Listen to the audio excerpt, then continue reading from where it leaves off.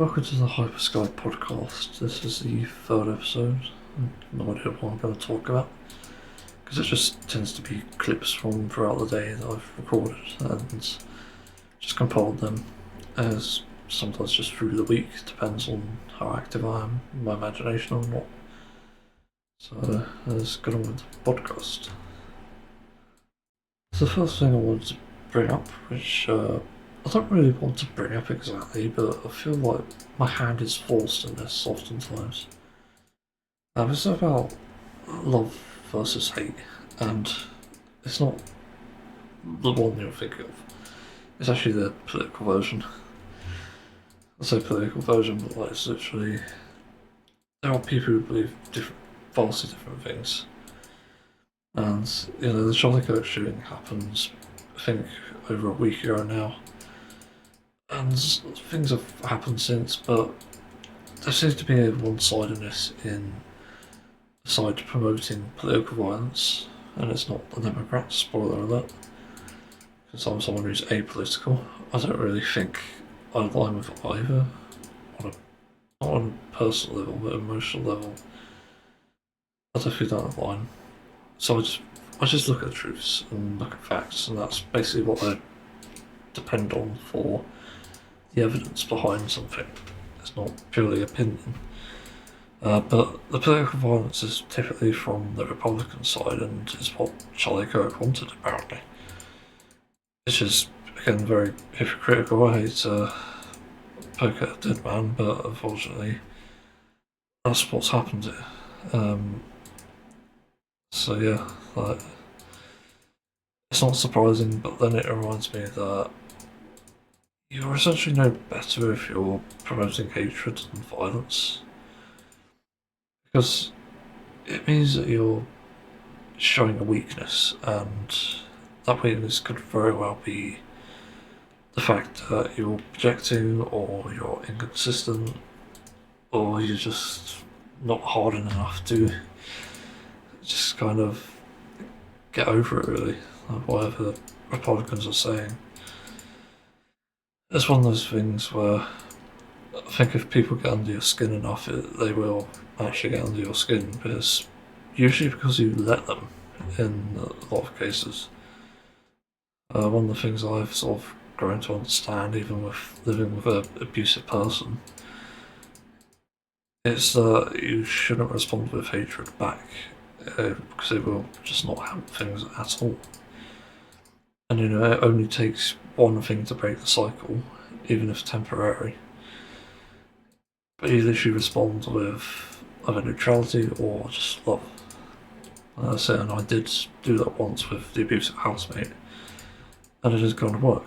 We actually started speaking on a personal level, and I can't say what he said because it's a secret that's not really between us, but it's just a secret. Like, it's one of those things where you trust someone to keep a secret, and yes, I will keep a secret of an abusive person who I dislike. That's just the matter of respect, love and respect for that matter. So that will always be in my head until the day I die, and I won't tell anyone what it is, even on my deathbed. And it doesn't matter what the topic is or how many times people poke at it, you'll never know. But that's how easy it is.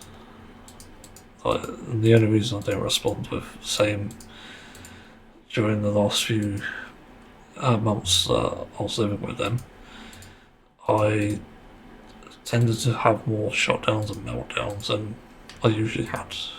Of course, being autistic, that happens. So, of course, in the case of like a meltdown, it's usually hatred, but shutdowns are things I hated as well. But I've always had this belief before. I don't know if I've ever talked about this, but I don't actually hate people, or I just hate what people do as their actions. I hate actions. That's it, really. And one of the pieces of advice or just words of wisdom that I've heard in my lifetime actually came from, unfortunately, a pretty corrupt vegan activist. James Aspie. I don't know where he got it from, but it was basically about loving the sinner but not the sin. And I think that resonated really well with me because it's quite a sort of, is it astounding? I don't know the word. It's like really eye-opening to hear that, because I was oftentimes, even back then when I was still a new vegan, I was thinking like, how the hell do you even believe that? You know, people are paying for animals to be exploited, to be abused and then eaten, and you know, you just feel like you can't like humanity for that reason.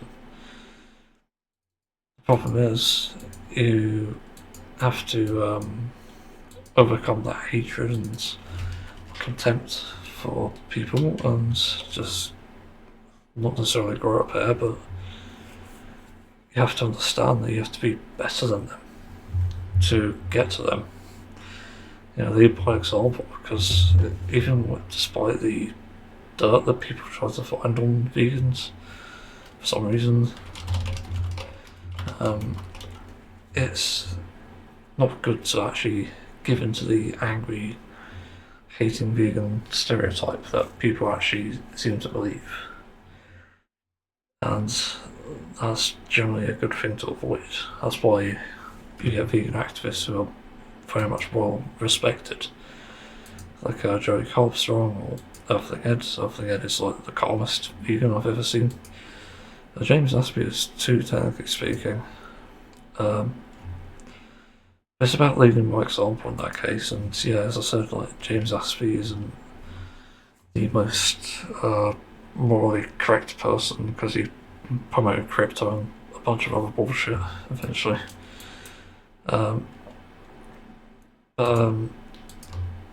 Yeah, it's like, it's literally a case of taking these things as an example, like leading other people's examples in this case. That's really true here. And yeah, it's about following that to the T essentially.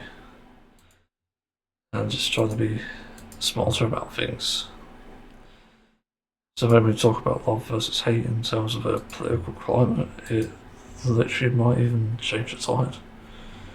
You know, I think when politicians talk, they need to not talk about necessarily policies, but rather their love for people, their love for humanity, and how even if you've done wrong, you deserve a second chance, no matter what it is. It's one of those things that you really need to discuss and get people on board with. I imagine there are people who are like quite masculine who would actually cringe at the foresight of that, but I don't think it's actually a weakness, because you have to understand that it takes great strength to even do something like this, because yeah, it is an art in a way, but it's not deception, and that's the difference. You know, deception, I think, is a hateful act in itself. It just depends on where it is, obviously, and who's doing it and why. But you can't know everything, obviously.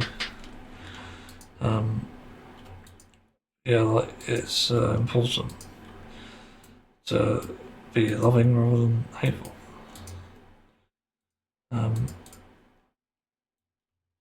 So what else can I add to this exactly? Yeah, I think it goes without saying that when I am sort of disliking things or hateful, it's not necessarily because I'm mad at someone specifically, but rather something they've done. You know, Trump with the Epstein files, like, fuck Trump, first of all.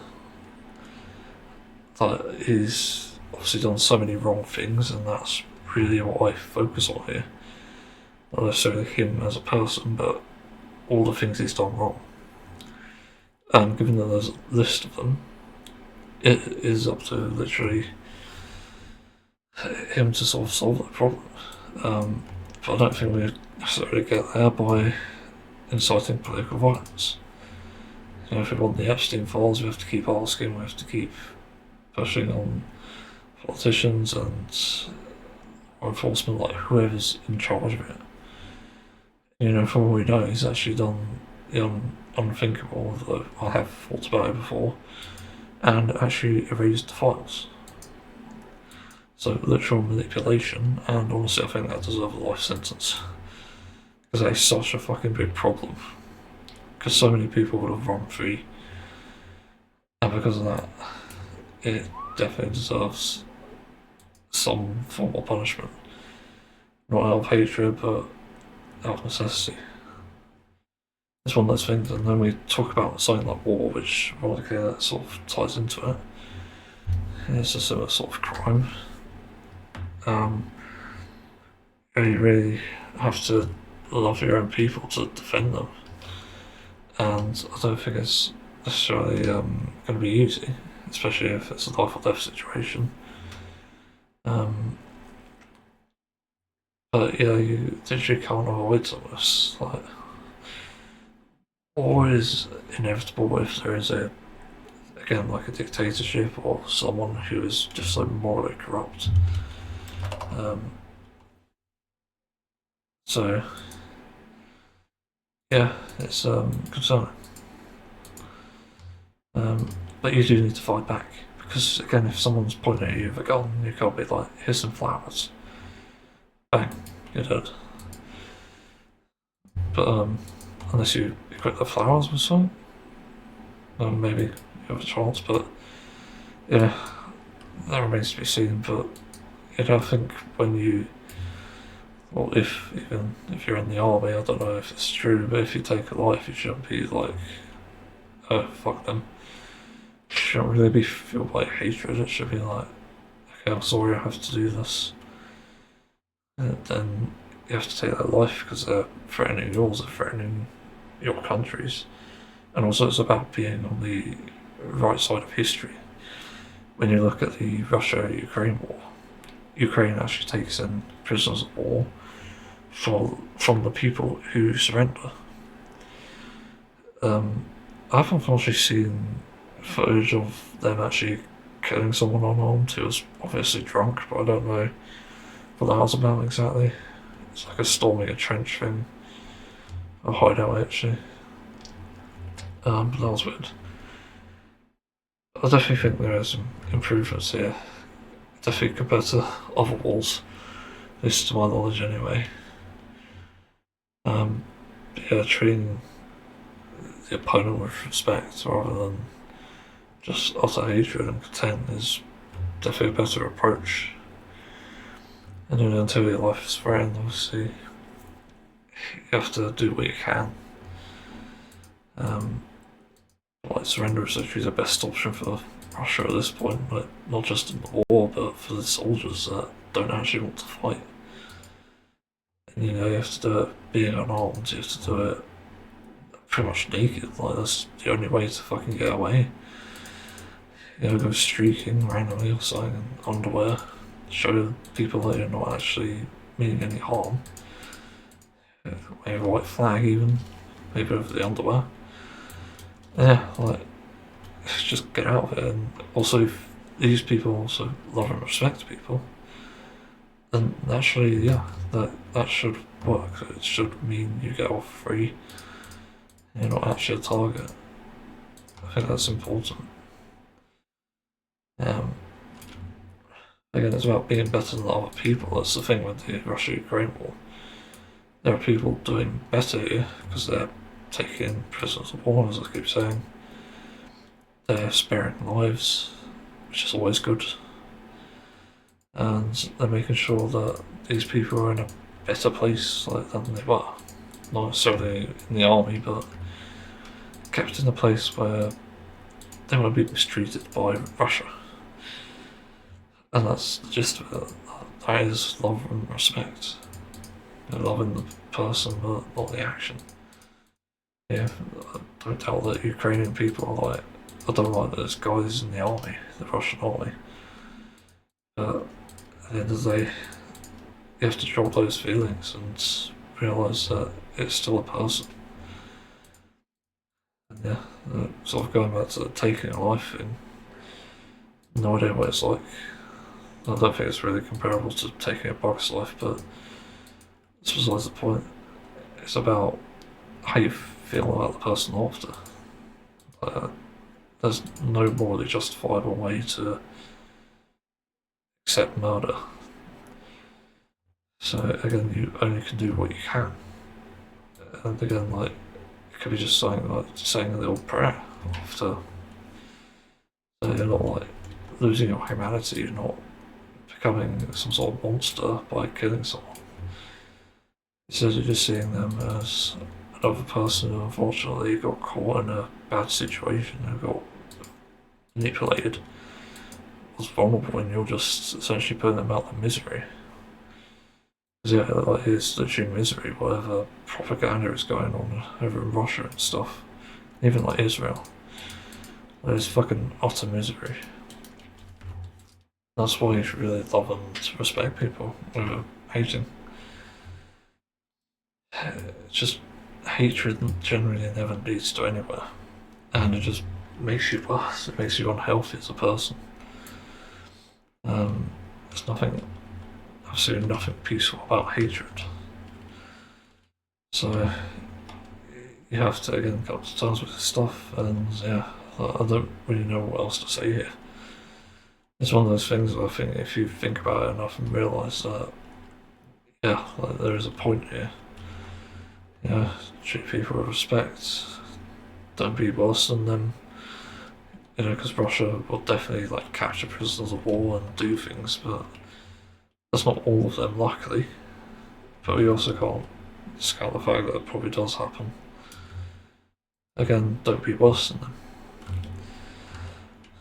So yeah, I don't know what else to say here, so I might as well just move on to the next topic. So Scallop recently reviewed the first impressions of Pokemon Legends TA, because it looked like a game was making some promising leaps, and it's not.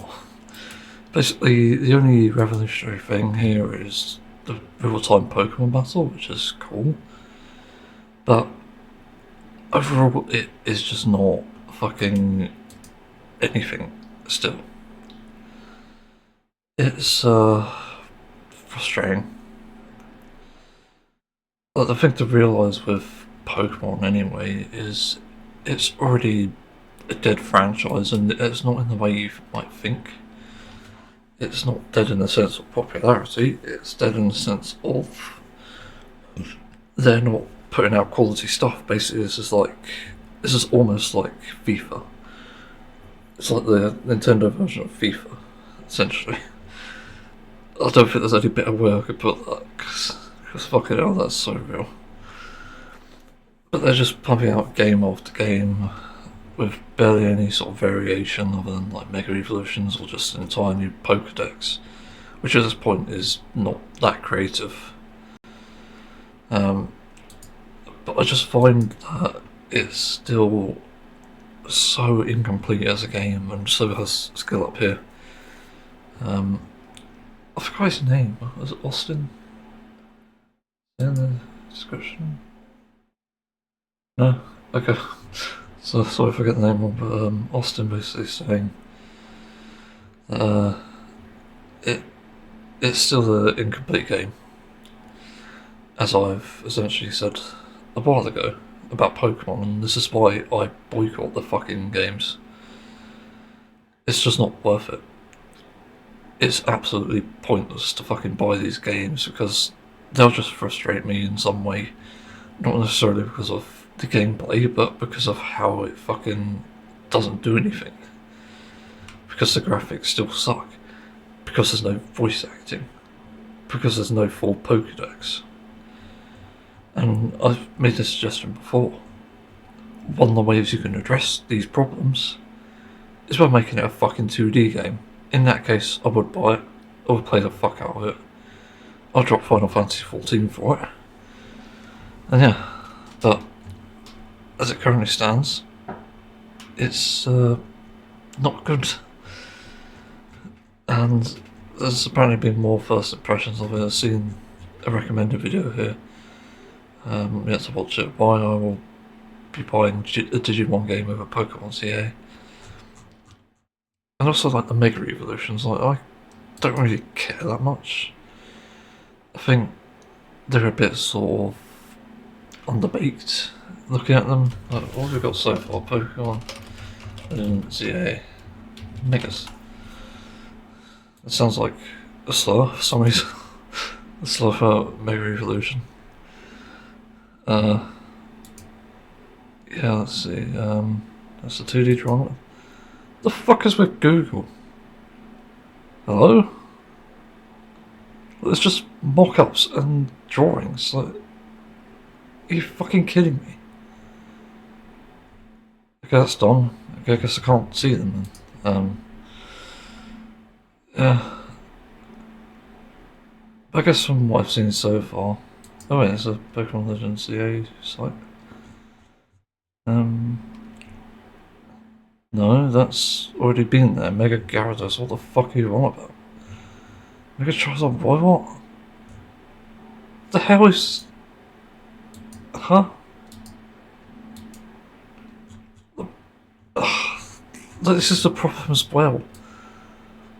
It's like, this is useless. We already know these Mega Evolutions exist. So why the fuck are they being shown? Oh god. That is so bad. But I tried to remember them anyway. Got Mega Dragonite, which looked okay. Wouldn't say it's the most complete compared to other ones out there. Yeah, Mega Lucario is probably one of the coolest, let's be honest. Then there's Mega Delphox, which looks okay, it's different. Mega Greninja actually looks good. I do like the fact that it's upside down. It's definitely a nice spin on a Pokemon stance, basically. And then there's a Mega... what was the fucking name? I forgot the name of that one, the green one. I think that one was okay. I don't think much of it. Mega Chespin? I don't know. No, Mega Chest and all this. Yeah, it doesn't look amazing actually. Now look at it. There are others, Mega Victory Bell, which looks terrible. Mega Malamor, which actually looks kind of funny. The fucking tentacles remind me of that Simpsons fucking clip where there's this Brazilian television show teaching kids how to not how to count, but how to look clockwise and counterclockwise. It's just these like nipple tassels just fucking spinning that direction. That's what that reminds me of. So I do find that kind of funny. Also the Malamar thing anyway. It's kind of a funny marketing gimmick. Mega Holucha, oh my god. Yeah, that became a meme. It looks okay as well.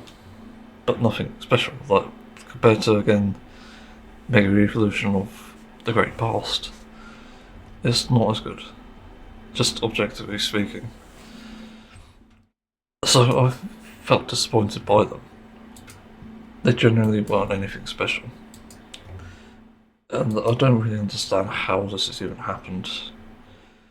To me, it's also a sign of like a dead franchise again, because they're absolutely skimped on ideas, and now they're just reaching.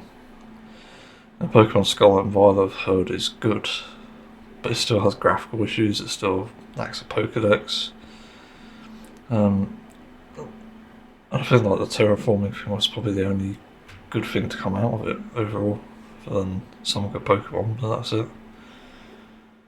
But it just feels underbeat whenever you look at this shit. It's just embarrassing. It's similar to how I feel about World of Warcraft leaving Genshin Impact. I just don't want to be seen playing those games no matter how good they are. I don't even want to be questioned on it. Because it's like, okay. Also, I'm not an expert, that's the other thing I go into. But the games just feel so unfinished and underbaked and just unpleasant.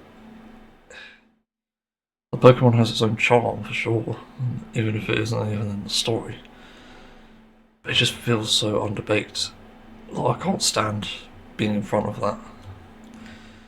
And you know what I consider a complete game is one that's actually fucking complete. You can actually play through it all, not encounter many issues.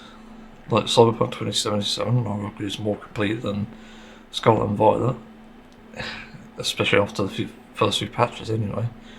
I played in like 2023, was it, or 2022? I can't remember, it was like a year after its release anyway. As a point of comparison, like, yeah, I don't think it's a fair comparison because, well, CD Projekt Red isn't a massive company, but Pokemon Company is. So what gives? What gives, Nintendo? What the fuck are you doing? And also the patent was extremely stupid for summoning stuff. But at this point they need to be taken to court, because it's going to affect a lot of games. Like, I've got Final Fantasy 14 here. I could summon a Carbuncle, but what are we supposed to do when we can't? Like, construct a Carbuncle? I'd like to make the joke actually, it's kind of like the Simpsons meme. Le Carbuncle, what the hell is that? Yeah, that's going to be interesting, and they have to comply by that. No idea how they're going to address it. Maybe like dance the button or something. I don't know. They just put things together. It's just going to be weird. That's why it's such a problem though. Going on to the other thing, the community aspect. The Pokemon community is similar to, ironically, World of Warcraft and stuff, because they didn't seem to, anyway, at least most of them, I could be wrong about this anyway. They seem to be very gatekeeping about things. And it's not just like the generational argument thing, which honestly is just a meme at this point. It's also the fact that there's a lot of players telling you what you should and shouldn't do, and then when you bring up a topic like a boycott, like I'm currently doing, they're immediately like, no, you can't tell people what to do, fuck off. And I've also seen like a fair amount of bigotry as well towards certain fans. You know, there are people drawing Pokemon with pride flags, all things, and there's like a fair amount of hatred in the comments. It's like 50-50, it's similar to TF2 actually. That's a weird thing, but it's worrying. But in general, I think a sign of an unhappy community is one that's actually being exploited or taken advantage of, which ironically it is because of it being Pokemon. The Pokemon is just an incomplete game, and people are not enjoying it as much. And because there's a track record of incomplete games, people are going to be more toxic because those games are not treating them well. It is literally abusive practices at this point to release an unfinished game.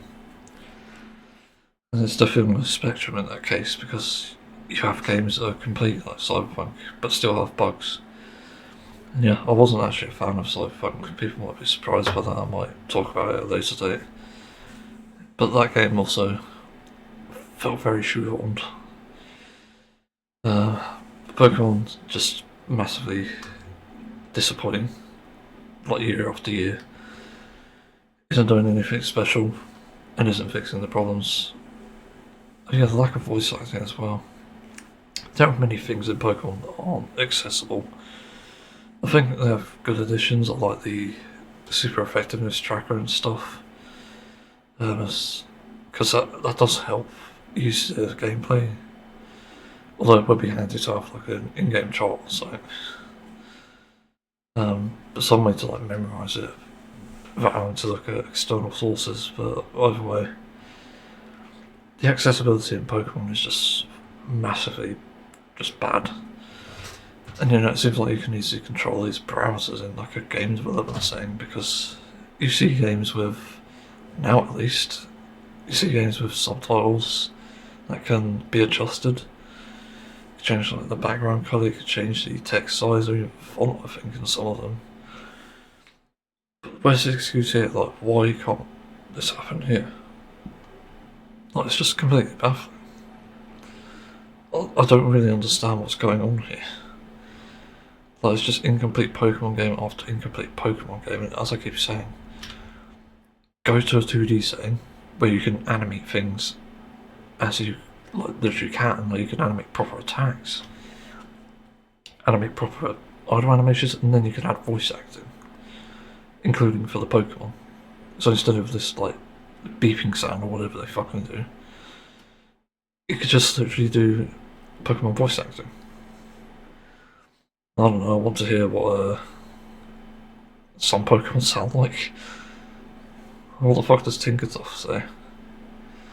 Tinker? I don't know. But yeah, that's the situation really, that's my thoughts on it.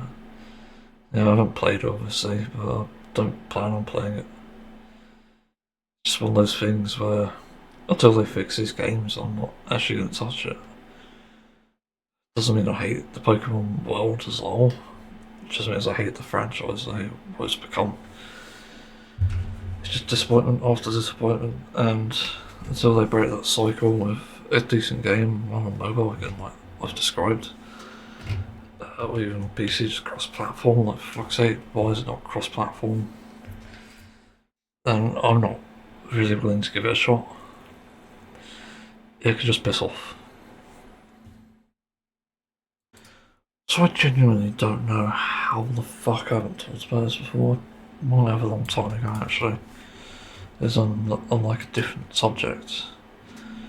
So I popped into Toctic recently, and I've discovered some wiring shorts or videos or whatever you call them, TikToks. And it was about a domestic violence situation, which ironically I've had experience with, because I was a neighbour to someone who was treated with domestic violence, who was also an arsehole. They're both arseholes. But it generally reminded me of that, and also the importance of basically documenting things and uploading them elsewhere. It's important because there are many situations in which you need to document these things just for public purposes, and the problem with police when they get their hands on footage, if they do anyway, is they'll just not release it. They'll take the footage, they'll use it as evidence, sure, but then they won't release it publicly for another, months or years, or who knows when. And this is just problematic for a lot of reasons. Like, I remember when the Black Lives Matter movement happened, and people were trying to get to the bottom of it and see what actually happened. Like, did George Floyd actually suffocate to death because of a police officer? Was he mishandled? Or what, was he drugged up? Like, who knows? And then the footage came out and it's like, oh, well, it's kind of a mix of both in this case. Like, it's hard to say. And yeah, like, I can't remember what the conclusion was exactly, so I can't comment on it. But that's the problem here. We need this footage out to determine, as a public, whether judgments are fair, whether the justice system is working. Because if we don't see it, like, how the fuck are we supposed to feel safe? Like, how are we supposed to trust the justice system? Like, it's absolute insanity. You can't be allowed to fucking get away with things like this because it's so dangerous. It reminds me of a situation with an animal rights activist where supposedly she was run over by a truck. It's called Regan Russell, for anyone wondering. And there was pretty much no footage of the actual incident itself, even though it seemed like there actually was. There was the aftermath, but there wasn't anything else. She was basically killed instantly by a slaughterhouse truck driver running over her head, I think it was. You couldn't see because they blurred it. But yeah, like, this is a problem, like, as much as this death is horrible, and is some sort of freak incident, you need to know the full story. And if there was footage of the build up here, of this actually happening, I think you would need to be able to see it to determine whether the justice system again is working, but to have closure. So we don't actually know whether it was a case of maybe Regan Russell was suicidal, I don't know. There wasn't any evidence of that, so there is a lot to question here. And you can't make any rash judgments like a lot of idiots were doing at the time. Basically being against vegans and Regan Russell saying that her death was actually a good thing. Are you fucking kidding me? And there's along a similar vein of saying that every black rights activist back in, what was it, the 1900s, or I can't remember when it actually was, revolution, maybe it was 1800s. It's like saying every person who died in these protests and this revolution were necessary deaths, just because you disagree with them. It's just fucking disgusting. Now, how could you say that? These are human beings, not livestock, not fucking animals. Like, what are you on about? It's just frustrating. And the closure is necessary because you actually need to know what happens.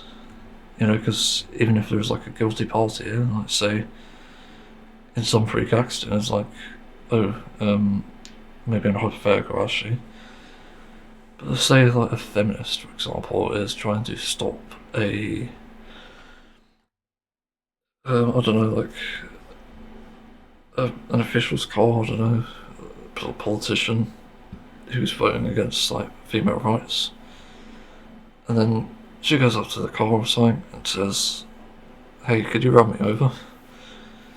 Could you please run me over or something?" Like, and then they do it. It's like, what the fuck? And like, if they hid the footage in like, let's say the justice system, and basically said like, feminists run over by politician held accountable or something, even though they're not in reality, that's just a story they made up.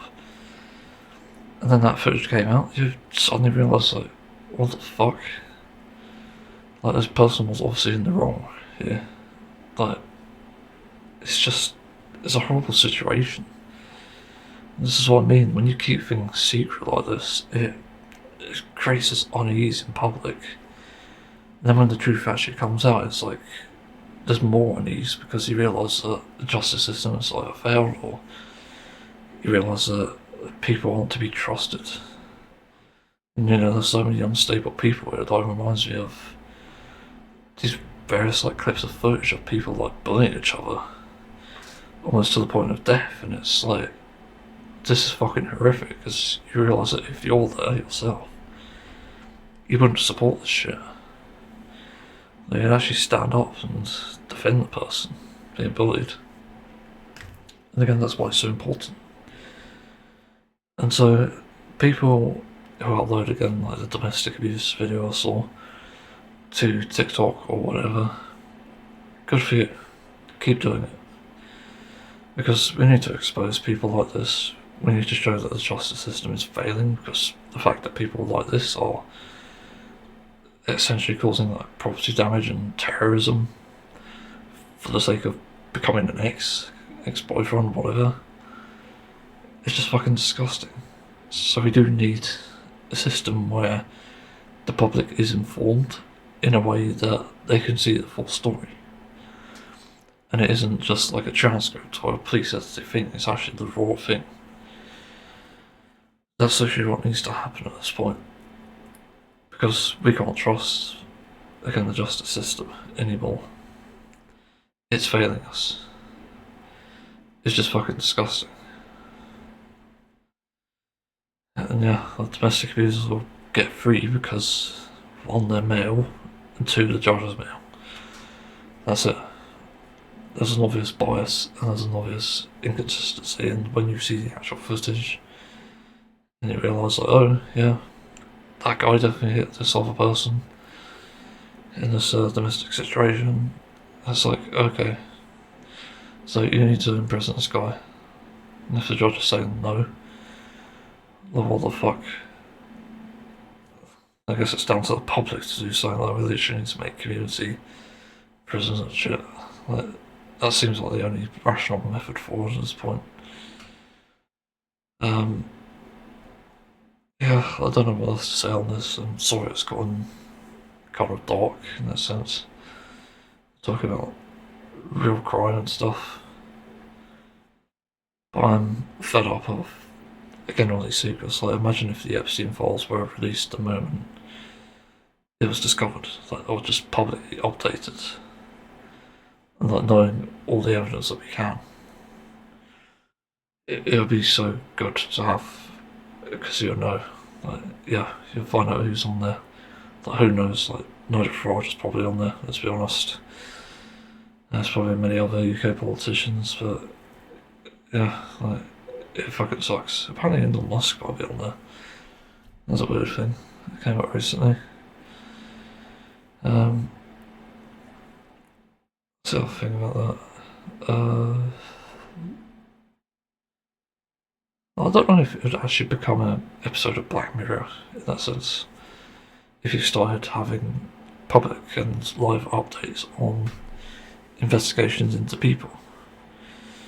Because like, one of the problems with journalism at the moment is they tend to make things like their own story. They try to spin it in a way that sort of makes it about something else, or just like completely irrelevant, or just completely exaggerate the story itself. Like, it reminds me of a thing recently with the Telegraph. They were posting about a Russian warship that was going through the English Channel. I think it was like a year ago, a few months actually. But they were saying like the UK isn't safe, which is just fucking bullshit. Like, that's obviously scaremongering, and it was the only article that did that. And they only did it to get views, it seems. This is why you need, like, your own internal journalism, like of police, of even just like the victims. Like, you need every side of the story, because the shit can get easily out of hand. It could easily get into the wrong hands even. And that's why it becomes a problem. You can look at the Vegan Russell situation, that obviously got out of hand. So, yeah, that's the situation, I guess. Let's try to move on, and I have an appointment with my toilet. I didn't expect I'd be talking about this, but it seems I'm gonna have to. I just got finished watching the Oscars Jaffa Factory 2, episode 142. I'm really enjoying the series, it's great, I strongly recommend it. But yeah, it tends to turn into like a pseudo podcast, I'd call it. Because it is mainly like discussions rather than a complete focus on making a factory, which they've already technically done. Yeah, there are things that are said that are like a bit odd. There's odd jokes about just making something that's like pro-animal cruelty in the game, which is a bit kind of bad taste, but so it's a game, so it's kind of not really that big of a deal. But when it comes to, see what people think, it's different, and this episode was really weird because I've already known about this about Lewis anyway, and he claims to be a vegan, but by definition he is not. He is plant-based, and those are not the same thing. A vegan is someone who primarily sticks to plants and will basically have animal ethics as the motivation for that. But a plant-based person will strictly, they'll stick to plants, but they'll have animal products in between. and it's not associated with any sort of belief. It's just like a preferential thing. But he brought up about how it's rude to say no to people who give gifts that are not vegan, and I just disagree with this entirely. Because even though you're not necessarily paying for it, hence why it's a gift, there's still an issue with taking it and using it for yourself, because there are different things to this. The first thing is when you're taking this gift and saying like, oh, I'll have this, even though you're vegan, and it's obviously an animal product, you're incentivizing more of that to happen. Meaning you're putting essentially your mind on this for this person, putting their mind on it actually, to buy more animal products for you. And this will obviously contribute to animal agriculture, which is the thing we're trying to avoid as vegans. And it's not good. So you might like wonder, even though like they've already paid for it and stuff, like what do you do with that? You still have to say no. You have to say that this isn't what I want, this isn't an ethical product. But if there is a scenario where like they want you to have the gift anyway, and just take it and won't do it again, like fair enough, take it. There's no problem with that. But this brings up the second point. What do you do with it? Because I see people have backyard hens and stuff, and they will just tend to care for animals who might produce something. Like, who knows, like, I don't know if you can actually get house cows. I know some people do actually, that's a funny thing actually. Like, actually no, you can't actually milk them because they need to be pregnant. I don't know why I'm thinking that. But like backyard hens anyway, some vegans actually have them. But they're not backyard hens because they are there to produce eggs for us. It's technically fine to have those eggs, but you could be doing better things with them. And the better thing you could be doing is giving them to communities, giving them to poor households, giving them to neighbours, so that they don't buy any more eggs.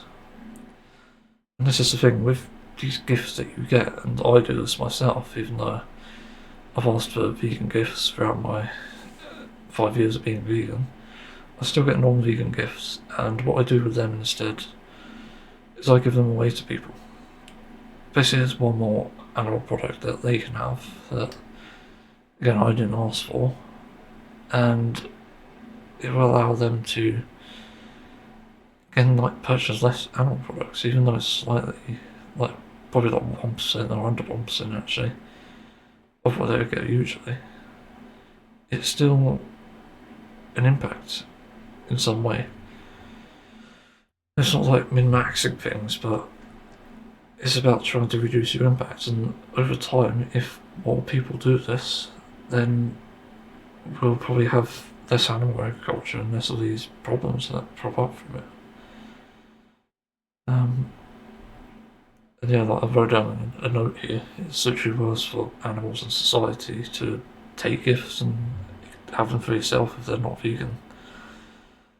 There are cases where like clothing and stuff and other things like that you might not be able to avoid as much, but you could still try to give it away. Because as a person who's conscious when buying these things, when you're realising something is vegan and something isn't, you have the power to put your money where your mouth is. And that's actually a third issue here. Like, you have the power in your hands to make change.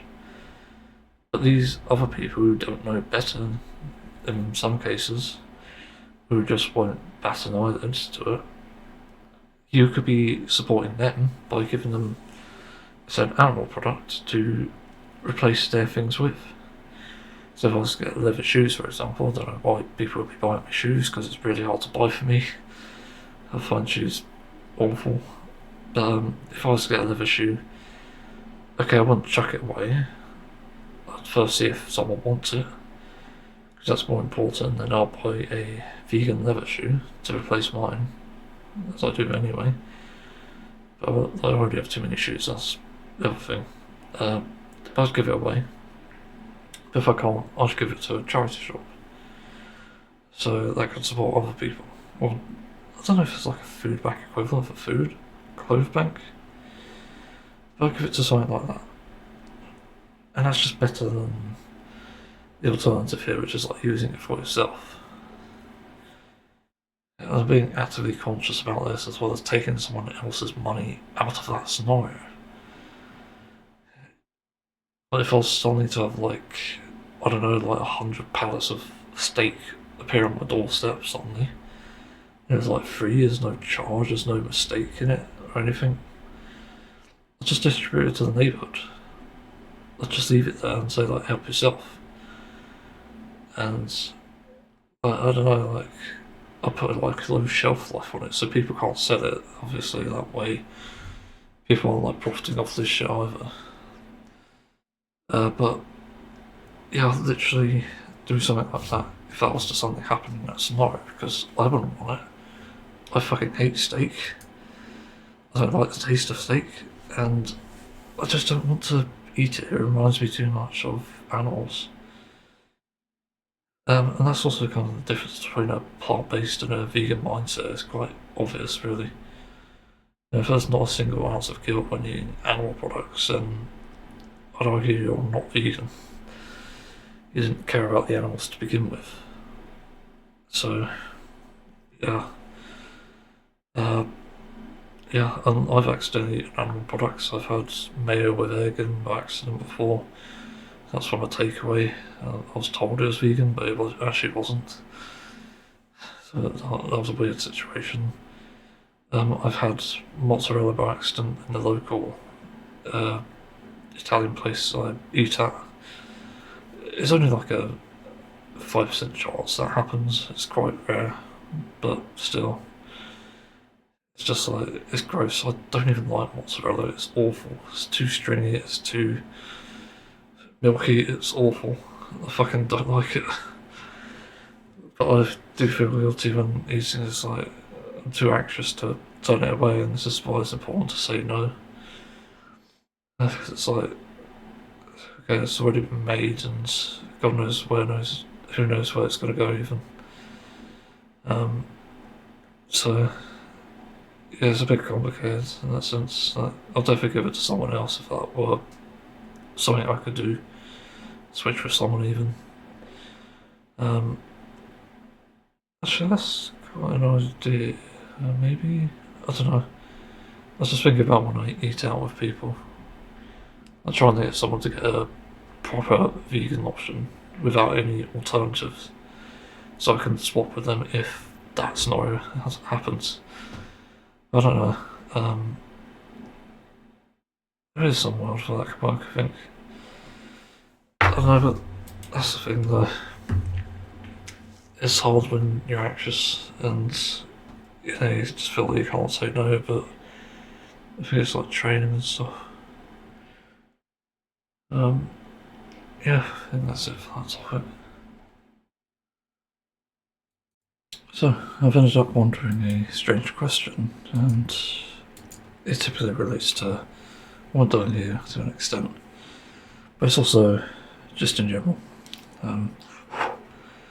Basically, I've been thinking about the consequences of eavesdropping and spying. This is something that I've realised from just early adulthood is just generally not a good thing. There are cases where I've had to listen just for safety, because you never know. But there are situations where I just don't need to. Essentially, I don't need to listen, don't need to know. It's probably better to not know.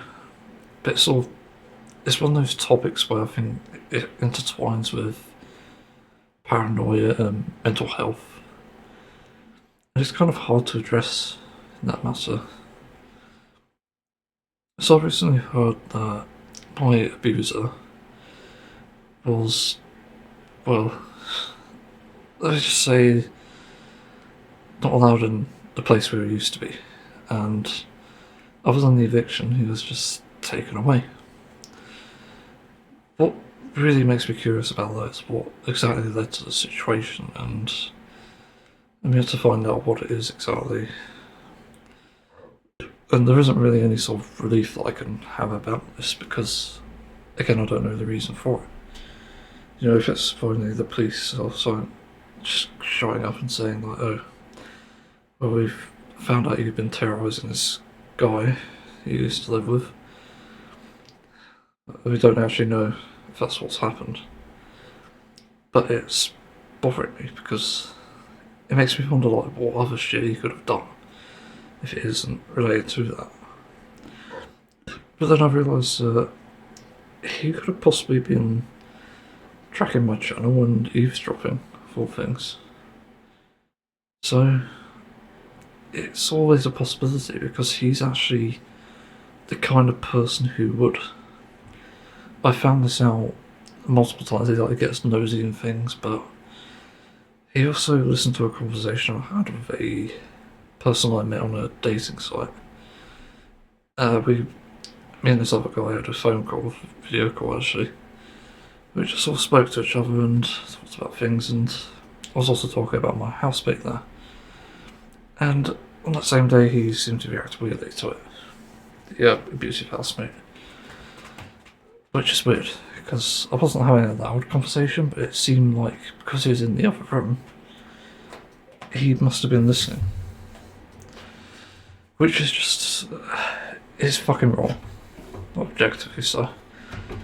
The problem is he came around the area where you don't really have technology like this, so it's not even like he had any choice in the matter, like, to an extent here.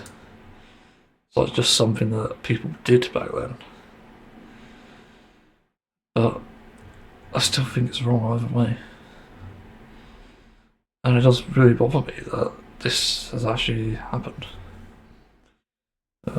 So, other than that, it also seemed like he was trying to spy on me in areas, like, constantly try to get in the way of things, which I didn't realise before, but it was actually him trying to not just wind me up on purpose and bother me, but also see what I'm doing when I'm in the kitchen, just to fucking cook. Like, it's so bad. This is just... looking back on it, it freaks me out. But this is literally the situation I was in, and nobody took notice of it. So yeah, I feel like I would have died in that last place because no doubt he would have done something to me. This is why people just shouldn't eavesdrop or spy on people. It's just crazy. But I guess, what's I going to talk about here? Yeah, what would I do if people found out or were listening to me, like watching me even? It's one of the things I've wondered, because I don't really know how I'd address it, in all honesty. Because what gets me about this is I don't really know how I'd react. It's just awkward to even bring this up. That's why I don't really talk about it to anyone. It's just one of those things where I just feel like it's too awkward to talk about, especially given I'm different here than I am in real life. And the main difference is I'm not under social pressure, so I'm not really filtered anymore. Whereas in real life I am literally as filtered as I can be. And trying to understand like what limitations I have with people and stuff. I just don't know. So it's complicated to even address that because I do not even know how to unfilter myself.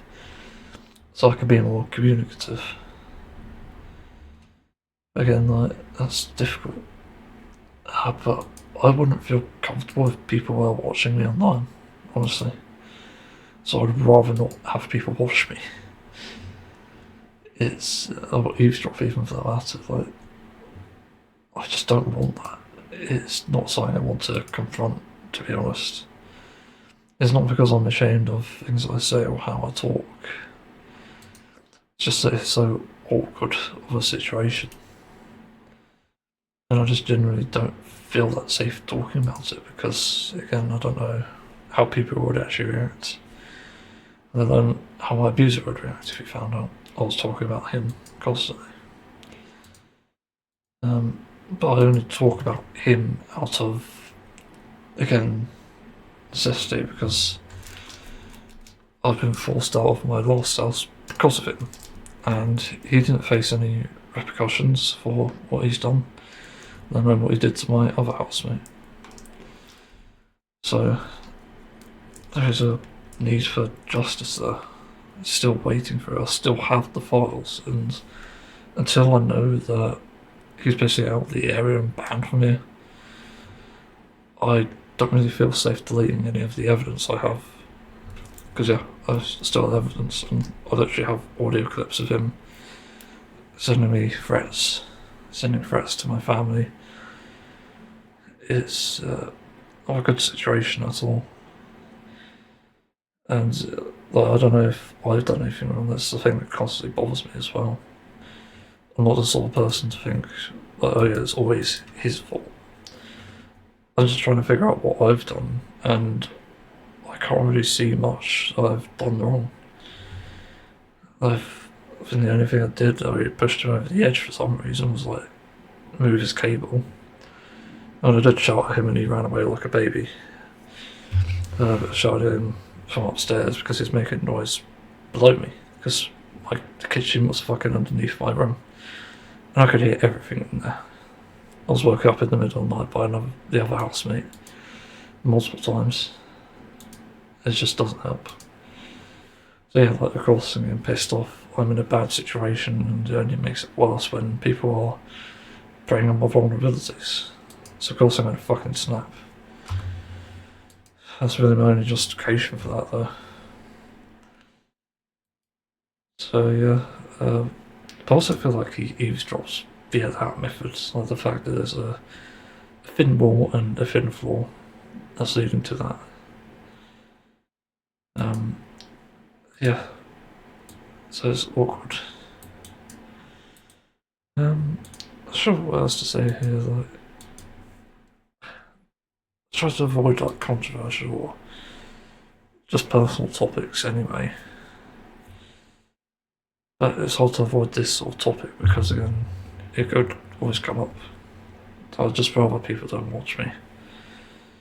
Because I don't know what I'm doing half the time. Like, when I play games, when I made my old ranty videos and stuff a while ago, years ago, I don't know what the fuck I said or what I was doing. Like, it's just one of those situations.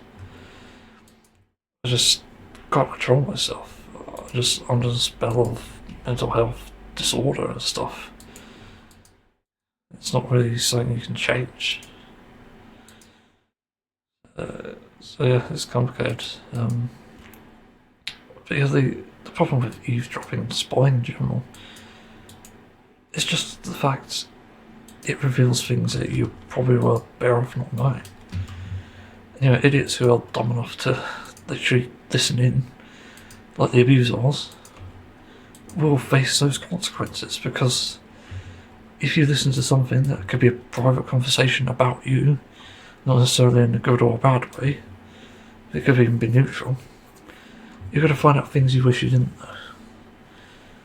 Like, yeah, thanks. Like, I remember walking up to my best friend in school, waiting outside the classroom, and he was talking about me with his back turned to me because he was talking to our other friend.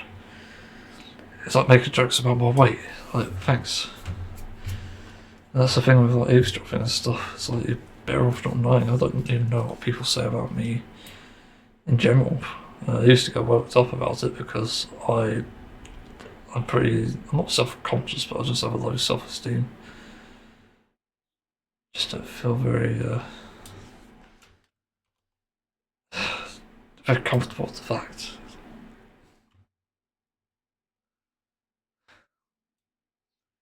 Yeah, So the thing with spying as well is it's like, I don't care who has any fucking dark secrets at all. You know, it's not harming anyone, but it doesn't even warrant that. You know, I think people who do the wrong things also need to be caught and stuff, but that's not down to vigilantism necessarily, but it's down to people who are qualified to even look into that. And that's another thing about vigilantism, it sometimes just goes public.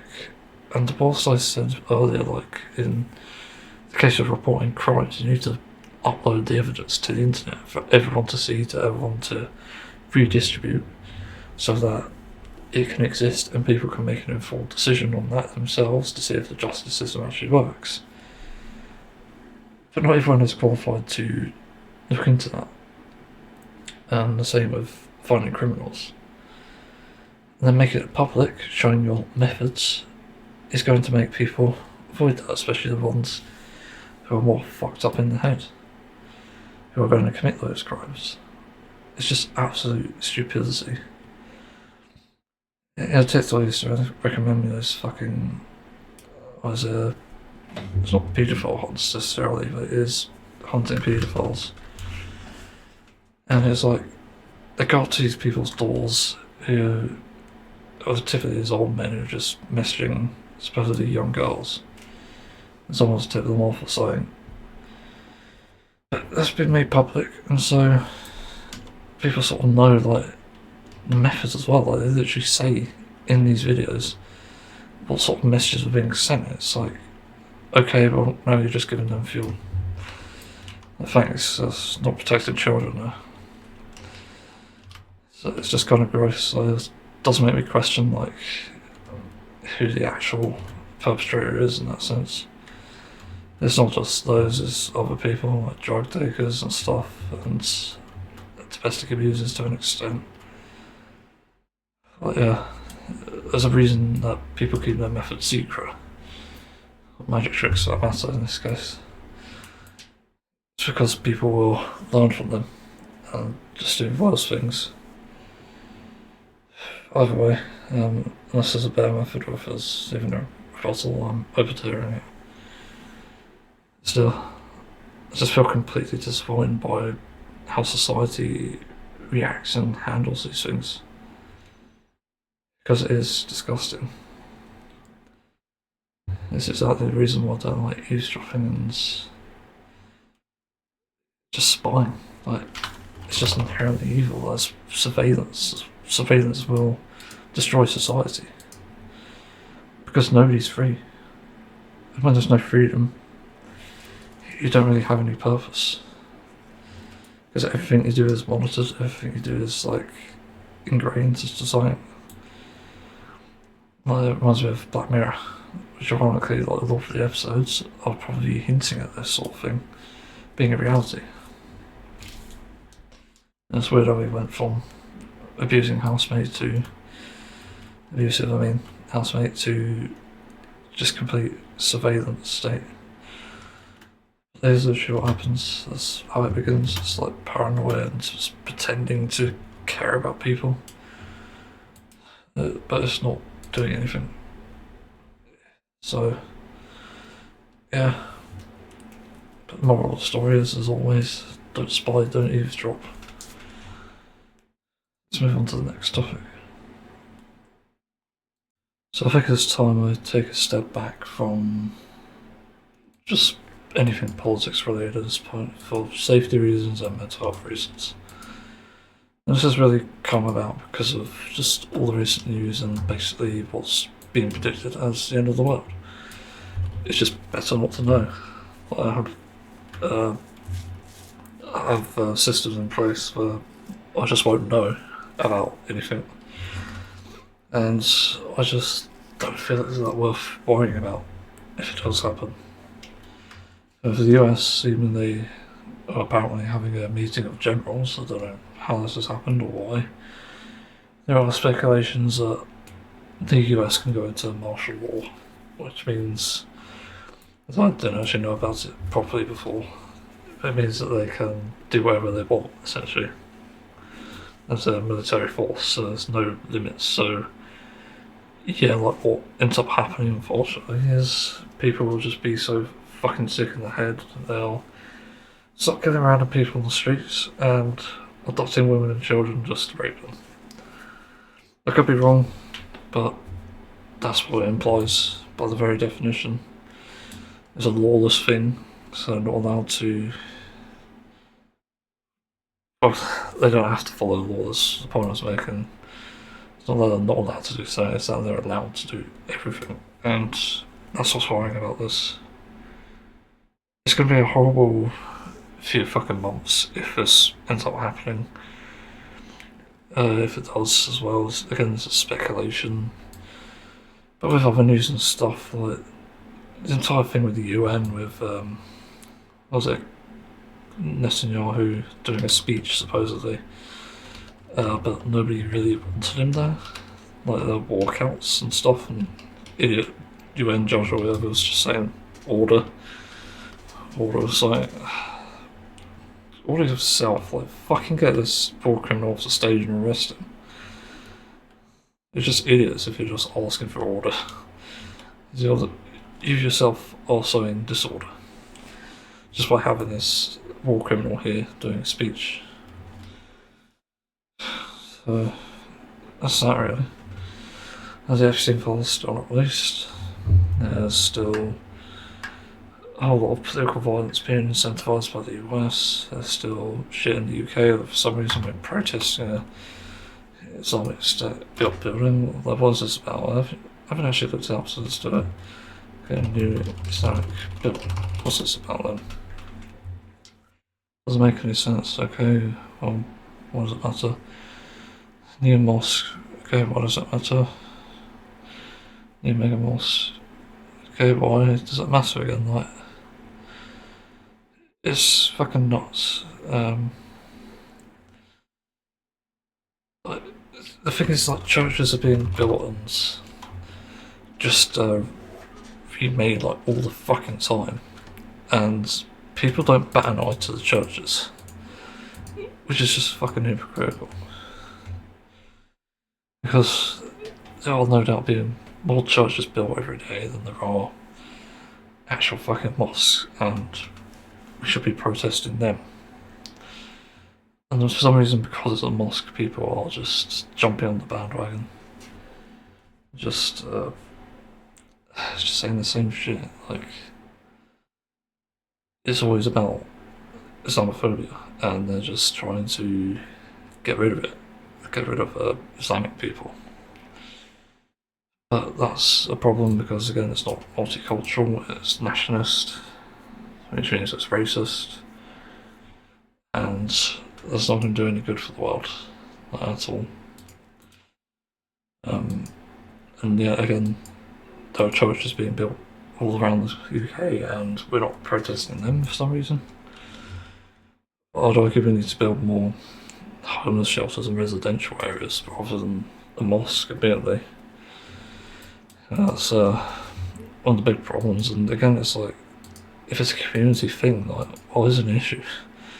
As long as it's not some fucking capitalist or monopolistic thing, it doesn't really matter what they build. Like, it's really up to them, but I'd rather people build things that matter to people, things that matter more, and the mosque could very well matter. In my head anyway, I think homeless shelters are mean a lot more. I think residential areas mean a lot more. Like, we still actually need like proper housing for people, because flats aren't going to cut it in this day and age, because it's just going to lead people down a pathway of just pure mental health issues.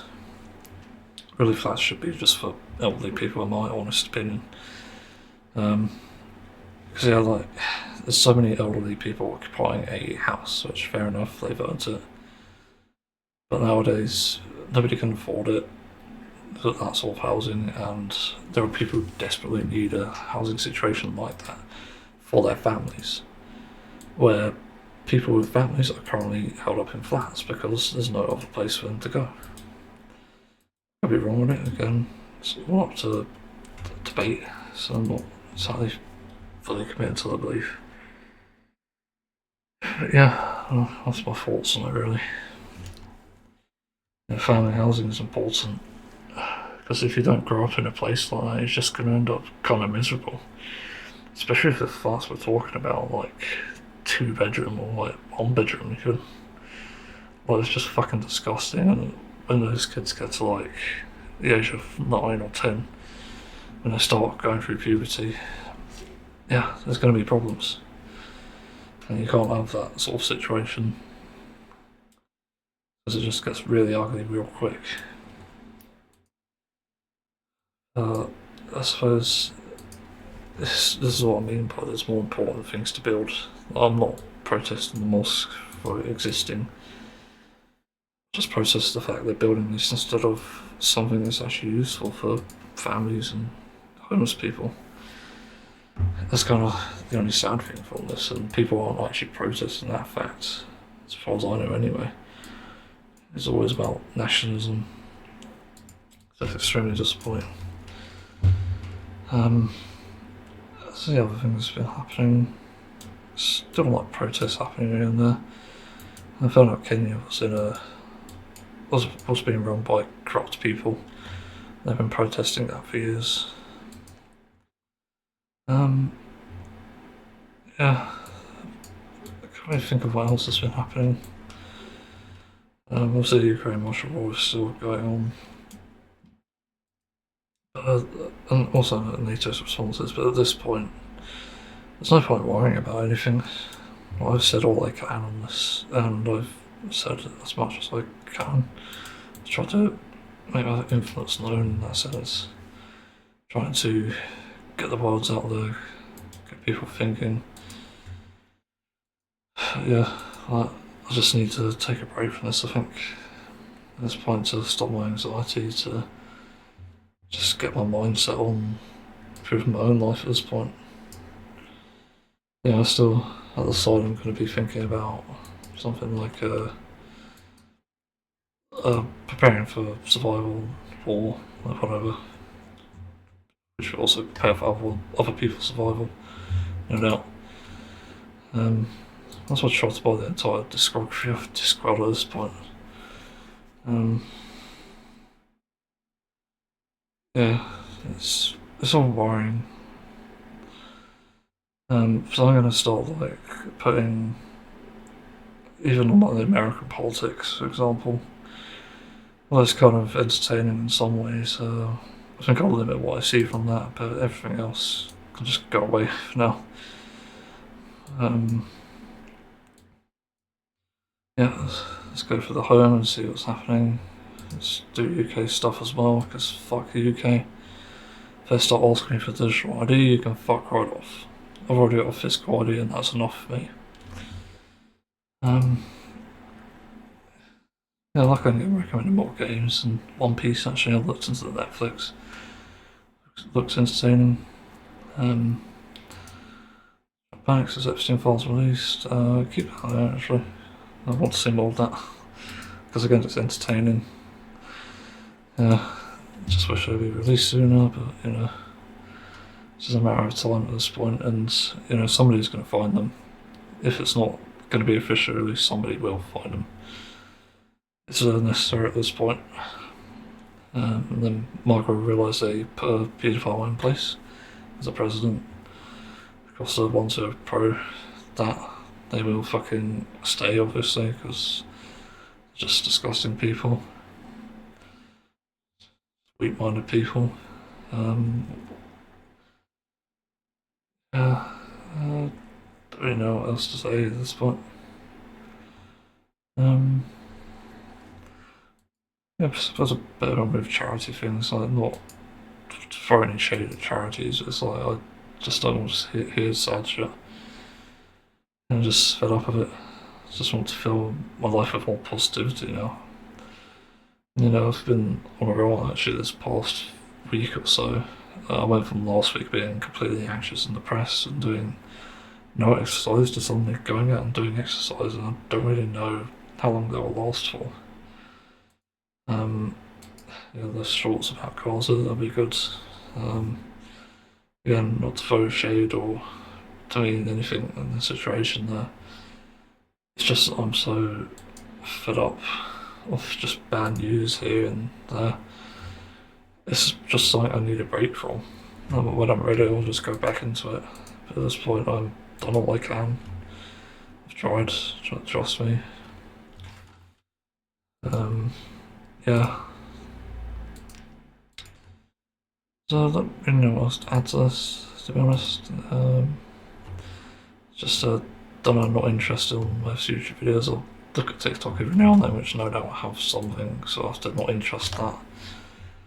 I want to see what people are saying about the mosque, because I'm curious what, like, socialist people are saying, and whoever. There's also this really great guy from Manchester who does great videos on the anti-immigrant stuff. It's interesting. So yeah, just wanted to give an update on that and why I'm going to try and avoid it now. It's also leading to a lot of discussion and speculation that I have. So yeah, let's just move on to the next topic. Yeah, there is one other thing to say about the me taking a break from politics. Essentially, the way the world is at the moment, and it seems like I'm not getting through to anyone, at least in my own words and my own space, I have to say that you brought this all on yourself. Yeah, whatever consequences happen, I warned you. That's not an exaggeration, because that is literally what I've been saying. It will happen because you chose either inaction or bigotry, instead of something rational, something that actually cares about the future and the younger generations to come. No matter what it is, whether it's political climate change, or just the world in general. As I said, I warned you, because whatever consequences happen as a result, it's not my problem. You know, I can sit back and laugh because I wasn't the one who did this. You know, I've been laughing at America this whole time because they voted Trump back, despite his convictions, despite all the bad things he's done. So yeah, I'm gonna laugh. So yeah, there's more reason to really take a break. You know, watch all this chaos unravel. You know, I thought the best I could. That's it for me. So the other thing I'll say on this mosque shit should be my final thing, because this is pretty much set in stone here. So there's a site called Evangelical Alliance UK, and it says here, according to Peter Birley in his UK Church Statistics 2 from 2020 to 2020, the actual number of churches increased between 2008 and 2013 and is expected to continue to do so between 2015 and 2020. And it's a bit dated, sure, but it's interesting because it estimates the number here. And it says in 2008, 49,000, 2013, 50,000 exist. That is how many have opened or closed. I should have mentioned that. And in 2020, 51,000. So this means that it's not necessarily an issue of something being built, although I take issue with it being built just because there are better things that could be built there. It's the fact that churches open and close all the time. But this is another factor, and I'll just do a bit more research on this just to make sure. But it's like, it's commonly said that this is a proof of a takeover, and the proof for this is one Mega Mosque. Like one? And there's like hundreds of, probably thousands out there. So the argument just doesn't make any sense. And you know, I'm not even religious. And the thing I've realised is, it doesn't fucking matter what people do. As long as they're not going out there indoctrinating children and disturbing neighbours and stuff. Like, that's the important thing here. That's really what I take issue with religious places, religious gatherings. I don't care what you believe, again, as long as it's not hurting people. The Church of England, let's say, has look at another source, so okay, that's not helpful. It's just saying they have unique stories to tell. They have over 16,000 buildings and 12,500 are listed by Historic England. And yeah, 36 to 50 million people visit as an estimate each year, visit these churches. So like, yeah, it's just weird how all of this just seems to contradict the problem of, again, a mosque and a takeover. You know, Christians have taken over this, and because that's the problem here. That's something you have to admit before you start criticising someone else for what they're doing. But I'm just so fed up with this argument, like, come on, find something better. It's just so dumb.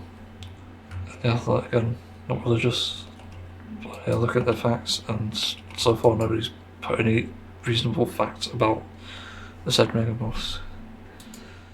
It's just completely ridiculous. So, just do a bit more research on this. So I did a bit more research, and it's all a bit obscure. Like, the details are not exactly certain, like why the hell it's being built, who's funding it, and apparently there's controversies around who actually was going to build there. Apparently that's actually because there was something else meant to be built in the same city, same town. I can't remember what it's actually located. Is it a city or town? That's another question. There's somewhere something to be built there, but it was denied. It's not actually where the mosque was being built. And I've seen arguments from both sides on this, and again, the side with actual facts are not stating anything about this. I'm not saying pro-Islam, I'm not saying that. But the people on the other side, they're saying anti-Islamic. So it shows you a lot about where the evidence comes from, and I've also seen a devastating case of like a local mosque being rioted because just people wanted to riot or something. There's like Islamophobia as well. It's just fucking ridiculous. This entire situation, like, grow the fuck up. And one of the things I saw actually that wasn't necessarily fact checked, but sounded like it's actually relevant, is the fact that there are like British born Muslims. Like, literally. And that's why you don't see many foreign Muslims exactly. So it's like, the problem isn't foreigners, it isn't a takeover. It's literally fucking British people. And how can that be a takeover if it's British people? Like, are you kidding me? It's why the whole situation is just absurd. Don't really know what else to add, really. It's just one of those things where you're like, why the fuck are people fixating on this? And apparently the misinformation about the Sabre School, I forgot to mention this, was spread by GB News. Apparently there wasn't one. It's just, they use this as a smokescreen, a scapegoat essentially, to fucking make people outraged. Just, why? I don't like the fact that people like me, I'm technically under a special needs category anyway. I don't like the fact that we're being used as a fucking scapegoat. That's just disgusting. I hate it. I think it needs to be a lot more actually to fucking arrest people for scapegoating and shit like that. It's just pure evil.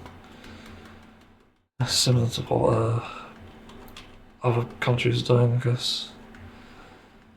Still, it's disgusting. Really, my only concerns with like the fucking Mega Mosque again is like sounds, and also, is it really what we need? That's the question. It's not so much about it being built, it's just like why we need it. Why does it have to exist when other things could? There's a lot of justification that has to be made, essentially. Yeah. So again, there's like a lack of information on it, so you can't really make any objective decisions. But idiots are currently doing that on both sides. Let's just say it's just really disappointing. And then there's fucking somehow TikTok has 48-minute videos, actual documentaries, and there's this one that was pretty much recorded in like early 2000s about a terroristic side of Islam, which as people should know now. But anyway, by now I mean, it's not strictly tied to the religion. It's just tied to people's dumb beliefs. That's literally what it's always been. And people, for some reason, can't wrap their head around that. You know, this documentary is way outdated and hasn't aged well because it's not accurately representing what people actually believe and how they actually feel about this. And then, for example, if someone Muslim finds out there is for example, a terrorist state, like, it's just so fucking dumb. And that's why I really need a break from this. It's just why it stresses me the fuck out. Not to mention being scapegoated as well, being a reason for the rage bait and the protests. Fuck this country. Yeah, maybe Russia could nuke us first. Who knows? You know, I've had a realisation. We haven't had a game like Left 4 Dead 2 or Garry's Mod in a very long time. And I think this is because those games offer something that many don't dare to anymore. And that is the Steam Workshop. There are still games out there that use it, for sure, but they are not very common anymore. And I think that's to its detriment, to be honest. Watching Ms. Cupcakes play Left 4 Dead 2 with two other Yogs, Deltos and Kirsty, it's a very fun watch because modded Left 4 Dead 2 is just something else. It's crazy fun. And I remember playing a shit ton of it back in the day, and even like back when I was in college, I played it a lot. I was really invested in like fort-related modes where you would essentially build forts and try to survive in a survival map, even though I hated survival. It's the only type I'd even play, because the rest of it was just garbage, just in all honesty. It just wasn't a fun game outside of that, and so I never really got on with it in that sense. I keep saying in that sense, but I should say in my balls. So I never got on with it in my balls. But it got me thinking, why the hell are games that are even remotely like this or this good? Because they have to exist in some form or another, even if it's like just drawing on something. I know Splatoon has like the drawing stuff in it. You can make whatever, but it's not the same really.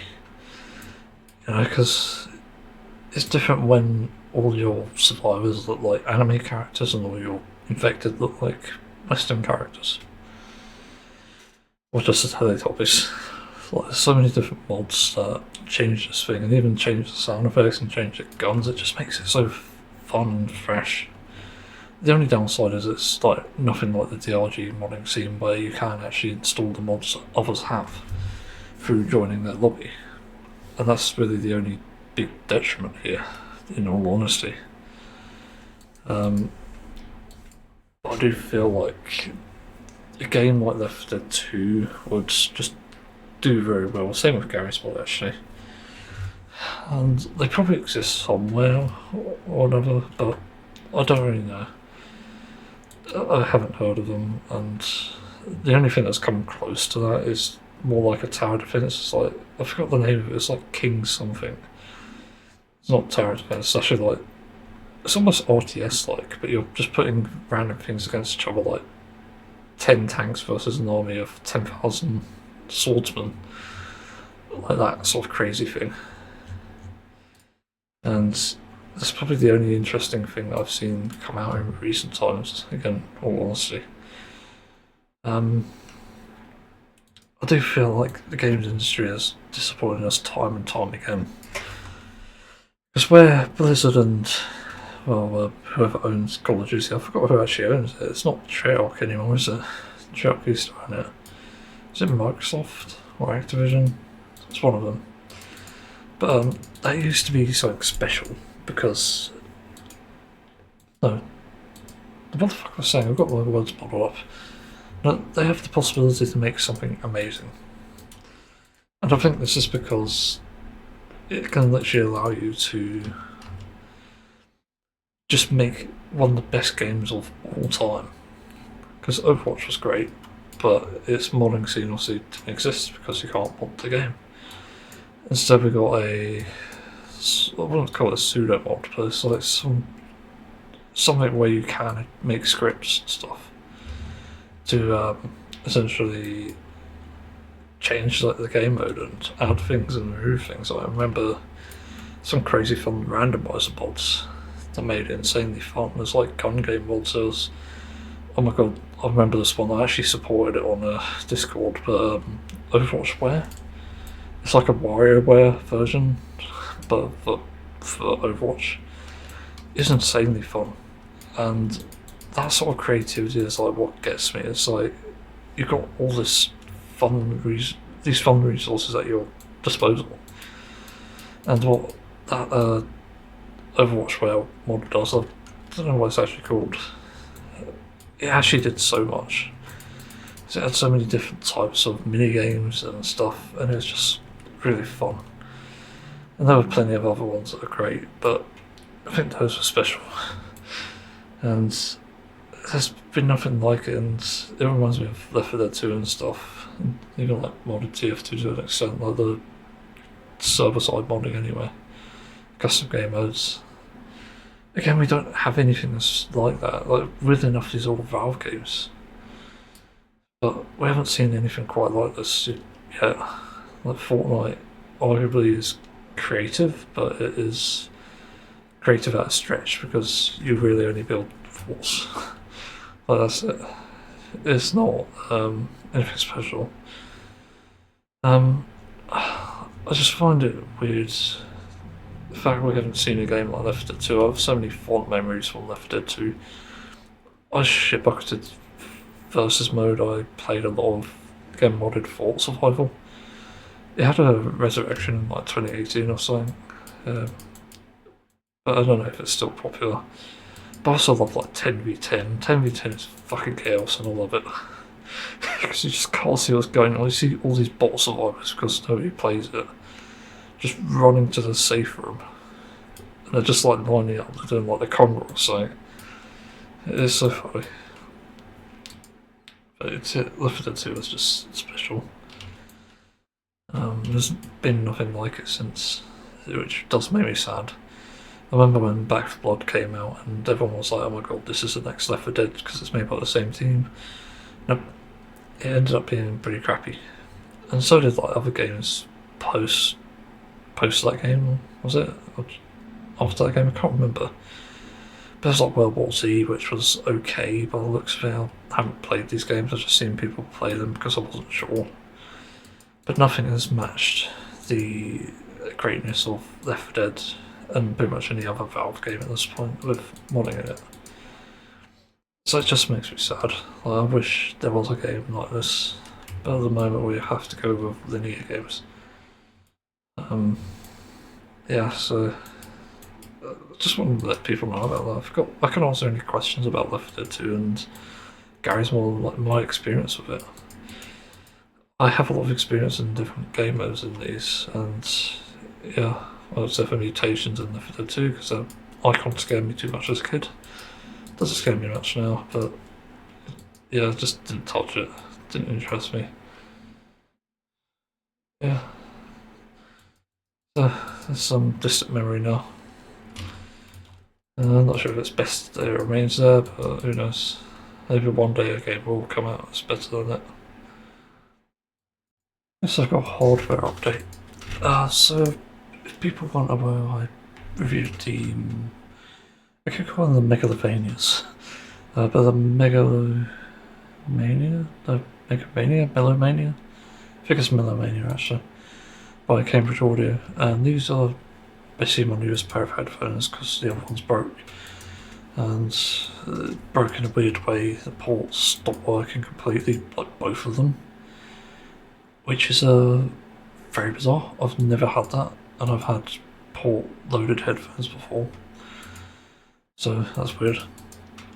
But these I reviewed over a month ago, I believe. Actually, I can look it up and see when I've actually released that. It kind of been like over a month. It's 100, wasn't it? Yep, 1 month ago, roughly. When was that? August 24th, so actually just over a month now. Somehow. Feels like longer than that. But it's doing well so far, surprisingly. Like, nothing's gone too wrong. I will say I've noticed two things. The first thing is the port is starting to get dodgy, as I predicted. But it's not dodgy in the way you might think, it's more like the cable seems to go wrong. Meaning, if you knock it slightly, it just seems to cut out the audio. Which is an issue that was present on the last one, so I'm not sure what's causing that, to be exact. So I'm a bit worried about that. But the other issue is a very bizarre one, because I only just noticed it a few days ago.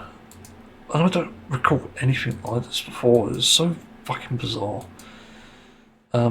It's to do with how it seems to have this weird vibration effect when you actually move the cable a bit. Like, it's so fucking weird.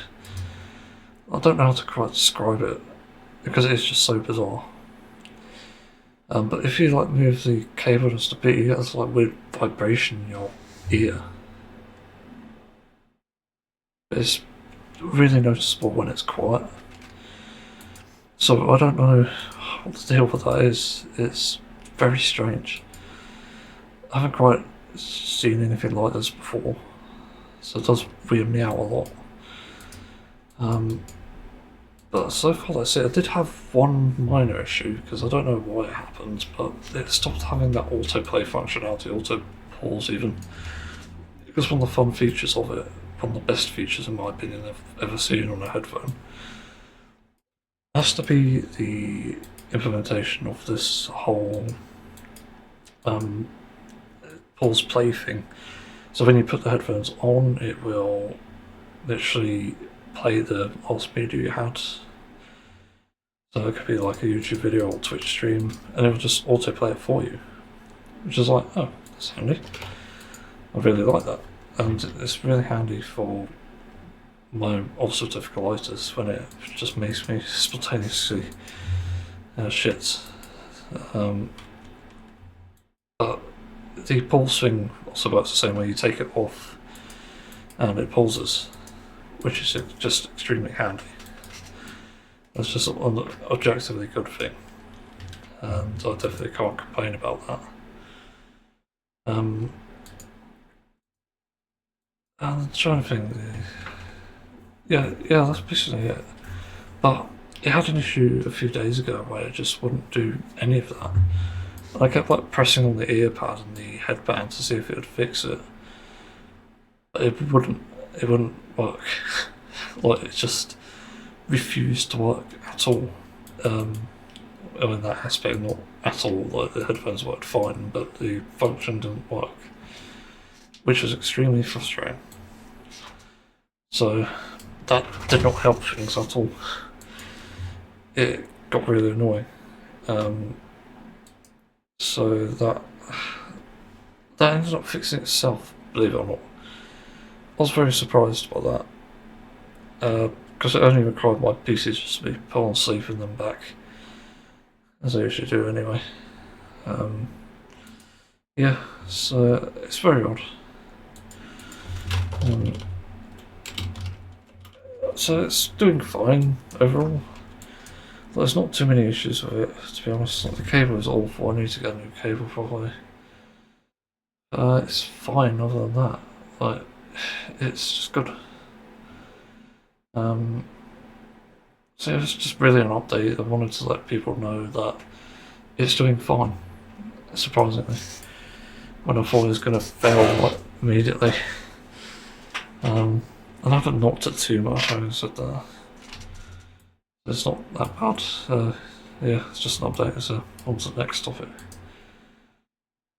So, I've been following this party quite closely in the UK because currently the parties that currently exist in the UK are not very prominent, and even then, the only one that came in remotely close was your party, which failed. I don't know what happened exactly. I just know there's some sort of claim of sexism, and they couldn't agree on shit, which again I've talked about, but it's so stupid. But it makes the Green Party look like the only option. The only way we can save the UK. And save it from immigrants, save it from whatever you think needs solving.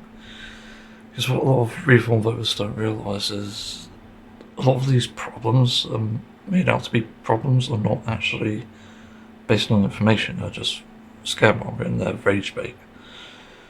They're not actually based on definitive evidence, where if there were definitive evidence and also backed with a source that was reliable, you would have an argument, and I'd take that side. Just simply based on that, I wouldn't be, for example, racist and anti-immigrant. I'd just be anti-immigrant if it was demonstrably proven. But I'm not, because there isn't any demonstrable evidence for this. So there is an obvious big problem here in the way that information is portrayed. But the reason I think the Green Party will address it properly is because they can actually tax the wealth and get proper workers' rights and allow people to live a happy and safe life whilst being migrants or immigrants. Like, it doesn't really matter.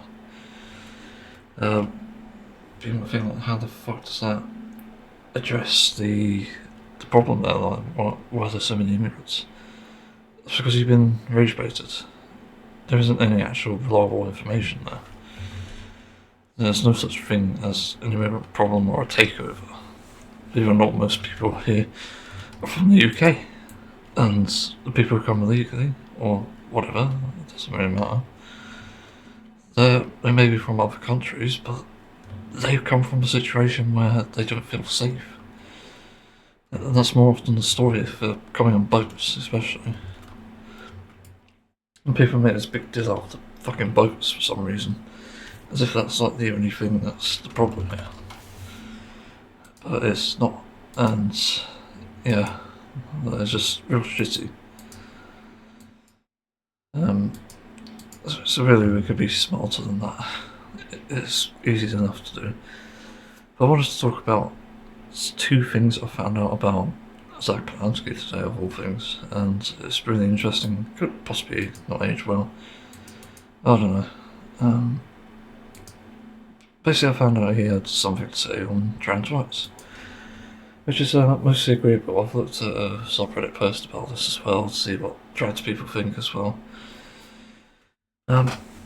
He's basically saying that misgendering someone is a form of harassment, which, yeah, it is. But I see trans people making it out that it's a form of hatred and disrespect, which I can also agree with, but I'm glad to see that trans people are still on board with the idea of Zach Polanski being Prime Minister. Well, just leader of the Green Party anyway. I don't know who would actually become Prime Minister. In that case, we'll wait and see. Yeah, like, there's been good things to say, and it's basically Zach is the best ally we've had so far in terms of LGBT plus rights and even equality and like anything really. Like, it's actually kind of crazy because I don't really recall in recent history anyone who's actually addressed the problem of equality and taxing them off. In fact, it's so rare that I don't even recall any moment from childhood even. You know, the news has been on stuff and it's been like, oh yeah, take money from the billionaires. That's how rare it is. And it sucks that we're in a situation where there's only one person we can actually trust now, one party. And it's literally the Green Party. And what's also weird about this is the Green Party were kind of prominent even 15 years ago. I knew about them all the way back then. And they were sort of the laughing stock. And at the time, like, I think pretty much all of us didn't know any better. Because it's just like, oh yeah, these people are just eco-fucking terrorists or something, because that's what they're labelled as in the news and stuff. I do recall, like, Greenpeace. I've heard of them, surprisingly, as a kid. But now I'm like one of their biggest supporters. It's like, okay, it's turns off table. Sure. But you really realise that, that's a weird sentence, really realise that, yeah, it's just, the Green Party is actually doing the right thing overall. And I think really the only problem is smart people will only realise that. Because a lot of stupid people just won't bat an eye. They'll just think Green Party are, they're going to stop our cars and stop our burgers and stuff, and that's not actually what they're doing. At least from what I've known about them anyway. It's like, so many dumb ideas that people spread around. It's ironically similar to the anti-immigrant stuff. You know, because I've had a real world experience with this, believe it or not, and I don't know if I've talked about this before.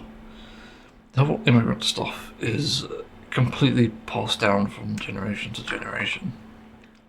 And it's probably some sour person who had their slaves confiscated, or pretty much like free, or have been rebelled against, and there's like this constant just nagging of like, I feel completely betrayed, I feel like I've been robbed or something, despite the fact that slavery was always inherently wrong. But it seems to be the sour note that people have, and I reckon it's passed down anyway from generations of slave owners, which probably we all know at this point.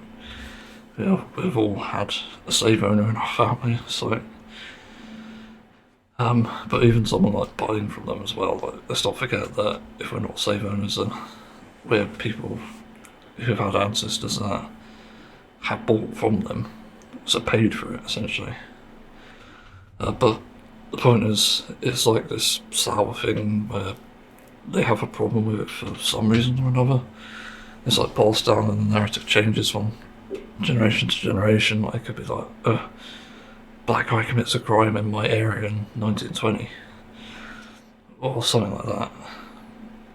Or it could even be something from like 60s. Like, look at the N-word on the telly playing guitar. Like, it's just fucking gross shit all the time. There's never anything reasonable, never anything rooted in evidence. But that's where it comes from primarily, and it's obviously common in the older people because that's where it stems down from. In the information era we're in now, luckily a lot of people do realise that slavery was wrong, and also racism is wrong as well. False immigration isn't one because the narrative's been twisted and disinformed in a way that it makes it out that immigration was the problem all along. For why we can't get houses, why we can't live in suitable places for us. Like, so many problems have been essentially tied to the immigration problem. And it's so far disconnected from the truth that that ends up taking the cake, for lack of a better term. That's where that becomes a problem. That's why I think places like the Green Party should actually start to address it as if they're addressing reform voters, people who are very die-hard reform. Because I think the only way you can win people over is if you create a shock value argument, not necessarily based on disinformation, but you say, like, you know that immigrant problem we have? Let's address it.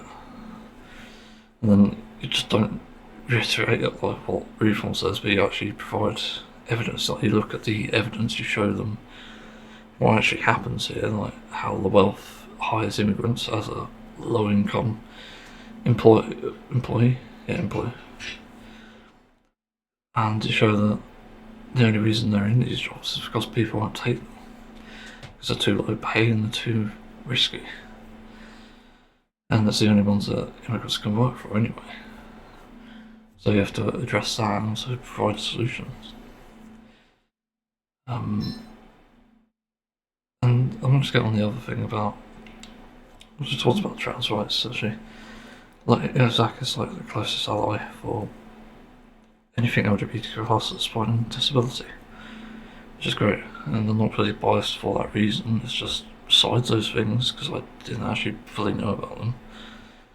It's like, holy crap, like, he's actually addressing things properly. He's actually got a plan for this, and that makes it far different than all the other policies out there, but they can't agree on anything. Not even Reform can agree on anything. And the other thing that I found very surprising, but I couldn't find much information on this, not that I was actually looking specifically, I was just like looking for relevant articles and stuff. I should have TikTok or something. Apparently Zach Polanski is gay, which was kind of a shock to me, because it's like, huh? Like, he looked like the straightest person I've ever seen, and it's like, he's gay? That's interesting. Myself being pansexual is like, oh, okay. This looks like the best political leader we could possibly have, and then one who can actually correct everything, like, to make history. For some reason I can't view the bookmarks. Where the hell is that? Profile, is it? The favourites? Yeah, that'll be it. The importance of gay policy, there is. I pick news. And people are like, fucking. Yeah, they're like donkeys on it for some reason. Yeah, it's very interesting. But it sort of makes it a really important statement though, because even though I didn't know about this before, it was still convincing enough. As is, like, besides the fact he's gay. So it's just really interesting because it shows that it doesn't matter who someone is, like sexuality, race, whatever. It's just a person at the end of the day. And what's really important about this is it doesn't really matter. Like, he's still a person at the end of the day, and he's still actually doing the right things, saying the right things here. It's just really fascinating. Yeah, I just want to talk about that a bit, because it did come as a surprise. So when that came in my feed, I was like, what the hell? This can't be real. And I just found out it's pink news. So, oh, sure. Yeah, definitely gives me a bit more security as a technically LGBTQ plus person. Like, even if Green Party weren't really talking about it, I'd be like, you know, they're still fine. But it's very unlikely that they would actually do anything bad, but still. Yeah, that's an interesting topic, at least in my opinion. So one of the things in UK politics that bothers me a lot, strange enough, going from one topic to another, is just about how you go about actually addressing the worst case scenarios, which is essentially Reform actually going in and taking the votes somehow. Because what they're doing is actually self-sabotage, as people have described it. Uh, and yeah, it looks like everything that could have been good about the country anyway is just going to go away because, again, Farage is like a big Trump bootlicker, and to be honest, like, it wouldn't surprise me if he's on the Epstein files as well, but that's besides the point. But I just find this entire reality about people not favouring information just extremely distressing, because it means that facts can't really get through to people, and even if they're so simple and presented in such a way that you can't understand them, like I tend to need it, if people are still not convinced, then we've got a big problem here. So it's making me wonder about how you'd actually go about addressing these sort of problems. And I think I have strategies where this would have some interesting effects. So I think one of the things that we have to prepare for is actually the worst case scenario, is being able to address all the things that essentially reform are going to destroy. So, I don't know, like if you're someone who's maybe the illegal immigrant or legal, who knows, or even someone of colour, you need to find a way to protect yourself, either in country or just by leaving. Unfortunately, like, that's one of the things, or inevitabilities you have to prepare for. It's a sad reality, but that is what might happen. I could be wrong, but you do need to prepare. It's one of those things, like the US has to prepare currently for martial law, apparently.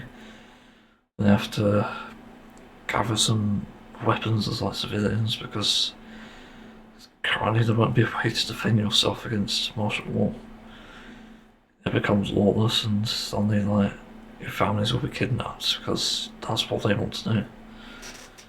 It's one of these sick fucking jokes, really, that the US has become, and it could happen here for all we know. That's for a future point, a future day. But the other thing we have to do as well is also give a shit about our rights. If you're disabled like I am, probably need to start thinking about career choices and trying to find a way to get by being disabled. I think it's easier said than done, obviously. But we do need to address that somehow. Find a way to ensure we can survive. And you know, if you know that, for example, like, I don't know, in like a very morbid situation, if you're not going to survive, like I probably won't, you need to pass your stuff on to the next person, the next disabled person, so they can have shots. Also, like living together, I guess, is like an important thing as well. And I actually have another thing on this. If you're like LGBTQ plus and they suddenly start removing gay rights and whatever, one of the things you need to do, which I've actually figured out myself, like the US, which I think is really clever, is just live in the same house together as like two straight couples. And what I mean by that is, whether you identify as someone or what, like you have a friend group of LGBTQ plus people just date each other as straight couples, like even if you're like trans, just suddenly become straight people and pretending that you're straight, like that's it. That's how you protect yourself, and allows you to keep being yourself in your own home where nobody can see you. Essentially you're just putting on a mask and it isn't comfortable, but it's only for the outside world. What you do in your home is up to you, and self-surveillance anyway, but not sure how bad surveillance we all get. But being able to disguise yourself, again, as like a straight couple, two straight couples even living together, then you can actually just be whatever you want. You could be gay, you could be whoever, like, it doesn't really matter. It's just having that security and safety is important. Like, again, like, could just for a wedding and just do like an impromptu, yeah, let's go to the, how do you actually do a wedding? How do you get officially married? I can't remember. You just do that with a close friend who's also LGBT+, or maybe just a friend. I don't know. But you make it out that you're just straight and that's it, really. Same with like gender. Yeah, because the way the country's going, we might have to disguise ourselves, like literally. And whilst that's not going to help things in terms of like making progress, it's the only way you can stay safe.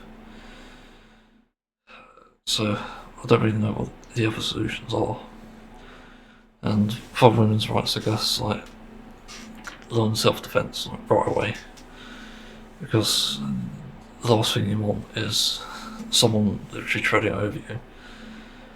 I think it's really important you do learn self-defense in that case, because there are a lot of men here, especially in youth voters, who are just completely fucking sick in the head.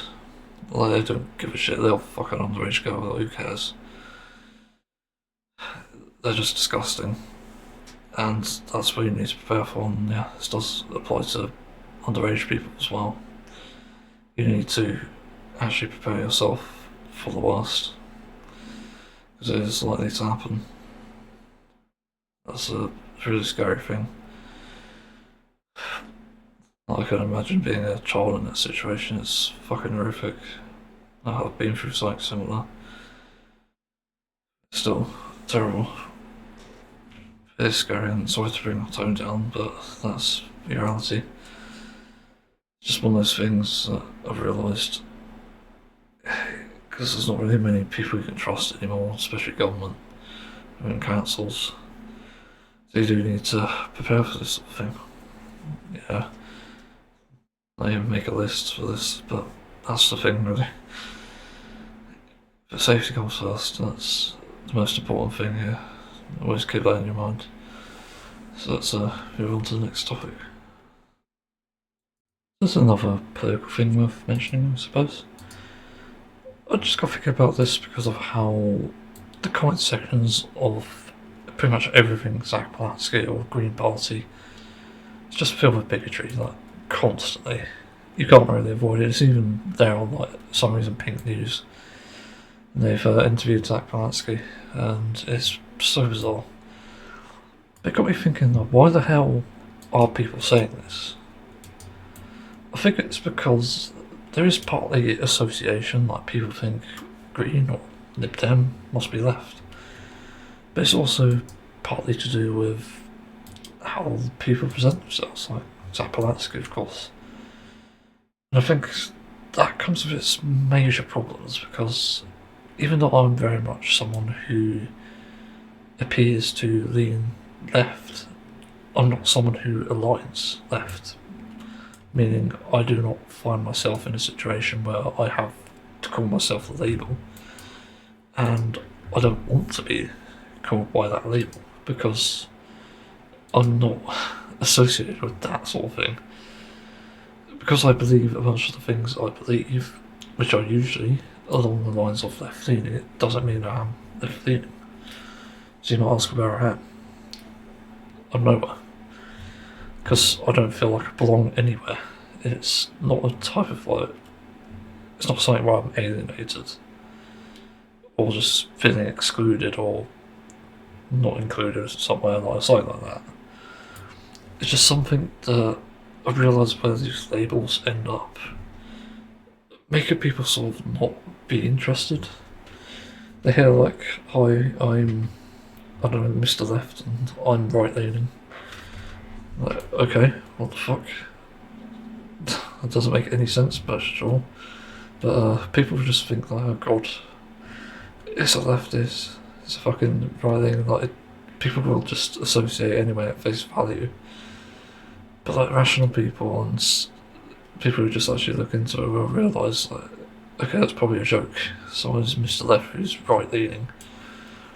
But then idiots will grab onto that and be like, I don't care what label you use. But then those who care will actually care that it's someone who's left leaning. Although, to be fair, the idiots won't actually know. It'd be too dumb to figure out. But let's use a different example. Let's say I don't know, let's say like Corbyn, for example. He's been a recent controversy. Suddenly comes out as a left-leaning, not progressive, and people will just immediately say like left extremists, or I say something along the lines of like they're telling lies. Like it's all a bunch of garbage, and this is the problem. If you present yourself as again left-leaning or even like socialist or something like that, even communist for fuck's sake, you're just going to lose out on a lot of potential voters and voices. And this has been my only criticism of HYPERSKY and the Green Party. It's when you're bringing up these labels that people end up being turned off by it. And I think that's like a security reason. Like saying that you're left leaning is all well and good for some people, but again, for these types of people, it's not very healthy to have. Because again, that leads to criticisms, that leads to more problems rather than more voters. So you only have yourself to blame in that sense. Whereas if you just didn't say you're left leaning or don't even bring up the alignments, like you would actually probably have more viewers and more voters and even more support. Because you're not speaking from a point of view as of, oh, I'm left, I'm this group. You're speaking more as an individual person, which is what unfortunately a lot of reform voters seem to value now. And it's quite dangerous because it literally reform and right-wing politics at the moment, as it actually is, based on, again, what they align with, what they associate with, it's literally going to tear the country apart. And because they're not actually saying that they're right-leaning or that they're funded by billionaires, people have reason to believe them because they just make a convincing argument. And they're not putting any labels out there, they're just saying what's on their minds, and that's it. And that's kind of the strength of reform, as weird as it is to say. I could be wrong in this, by the way. You know, I remember seeing this disgusting clip of a GB News reporter sitting outside of the, I forgot where it was, it's where Trump visited in his famous bulletproof, bomb-proof car. But he's like fucking saluting him from a distance. It's like, okay, what the fuck? Like, are you kidding me? But this is how they get into power anyway.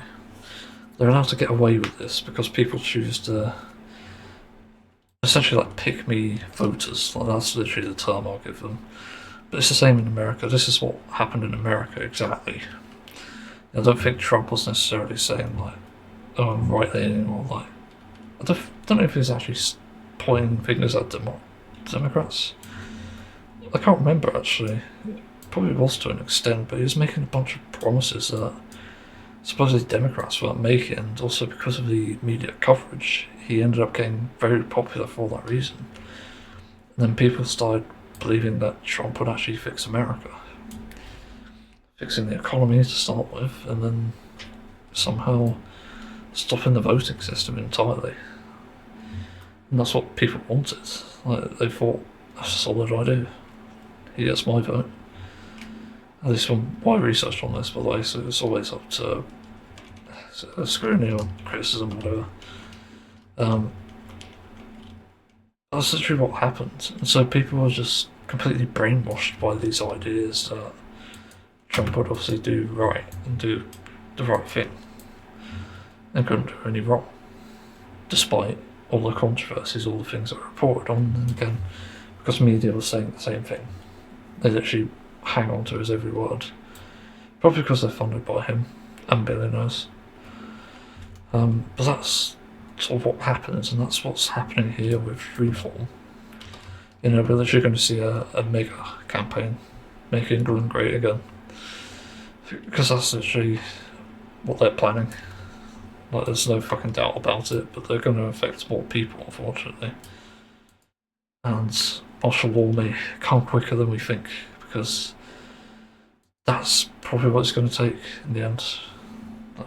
enough is enough. People realise, oh shit, we voted for the wrong person, and suddenly they're the ones at the shit end of the stick.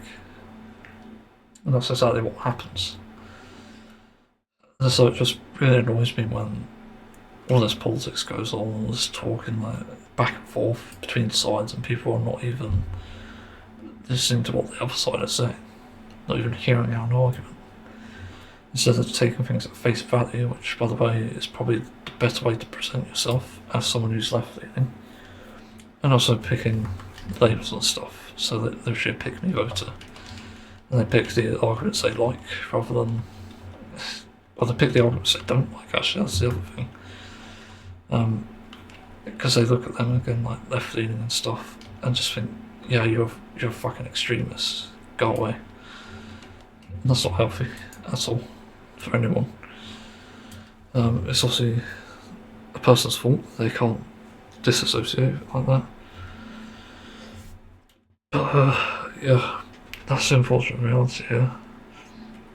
It's always looking at the bad things rather than the actual good things, and that's why reform is also so popular. It's like angry news makes you much more prominent, and I could say this as well, like one of the tactics I think any political party could use moving forward now, and I'd say especially the progressive side at least, you need to start making people angry. And not in a negative way, but more like you bring up this problem, you act as if you're angry. Be like a grumpy old guy like Nigel or something. And you'll probably win some voters, I don't know. It'll remain to be seen, and also be a spectacle, I guess, if it does happen. But that's like the point here. You know, you need to get people on your side and also show them things at face value that they can understand. As dumb as it sounds, don't use many complicated words, don't use labels. Basically take the strategy that everyone else is doing, not reform, and use it your own way. You know, find ways around it, find loopholes. Like I said before, address the immigrant problem. So like we're going to deal with it and not actually explain how you're dealing with it. Because you're actually going to do something good. If it's Green Party, they will. But that'll get people on board, because it'll make them think, okay, this sounds promising, this sounds alright. But it sounds like they're actually on our side. But you're not really deceiving them because you actually haven't said anything. But there's a lot of deception on the other side because they haven't actually explained exactly why they believe what they believe. And that's kind of the thing, you fight fire with fire in that sense. Like, even though it's kind of environmentally questionable, I think you literally need to get bots to start saying that vote green if you want to deal with the immigrant crisis, like something like that. But it's literally the only strategy I see moving forward. You know, take their strategy and repurpose it, make it better if you can. That's the only way I see if the Greens or whoever's going to win. Yeah, try to find something non-political and talk about that. Let's on to the next topic. So just straw? What? That's not even a word. Shore is in beach, but no. Let's think of SHAW. Probably does exist. Anyway, I just got finished watching a TikTok about the Tommy Robinson protests in the UK and how people are commenting on them, calling these people unintelligent and uneducated. And the guy was basically making it out that this was a huge problem because of the fact that these people are not necessarily unintelligent, they're just misunderstood. Like, okay, fair enough, but how do you justify the inherent racism there? Like, how? Because these people are very much in the wrong, and you can't really justify it by saying, yeah, they've been through shit. Like, that's really hard to even justify to begin with. And it just basically boiled down to that. Basically, they are educated, but they're not really smart enough to figure out that they are actually racist, and they just believe there is a cause there or something. I have to rewatch it, I think, actually, because I completely forgot.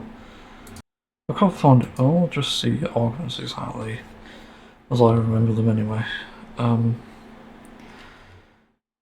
Yeah, just it boiled down to like they're not dumb. They're actually thinking. It's not really defending racism exactly, because he brought up the case that there are people with learning difficulties. Hello, that have literally no racist intent, so they're not necessarily people without the ability to think. Like, nobody with learning disabilities is. The fact they're human, they're alive, means they can already think enough, and that's really that. And I've never really prescribed exactly to the view because I've brought out myself, obviously. I'm someone who didn't really get many GCSEs in school and have learning difficulties, and yet I still ended up as a non-racist. Literally, none, and even then, it was pretty much indoctrinated into me because I used to believe that there was a problem with the migrant situation, and that tended to stem from childhood with, well, just unsurprisingly family members who would say that. And there were actually two sides, believe it or not. That was a weird thing. I don't know if I've ever talked about this. It's not so much racism, it's more like they take issues with immigration, and it was typically things like they're taking the jobs and they're just here to cause problems, just use or shit, and it's still even said today, sadly.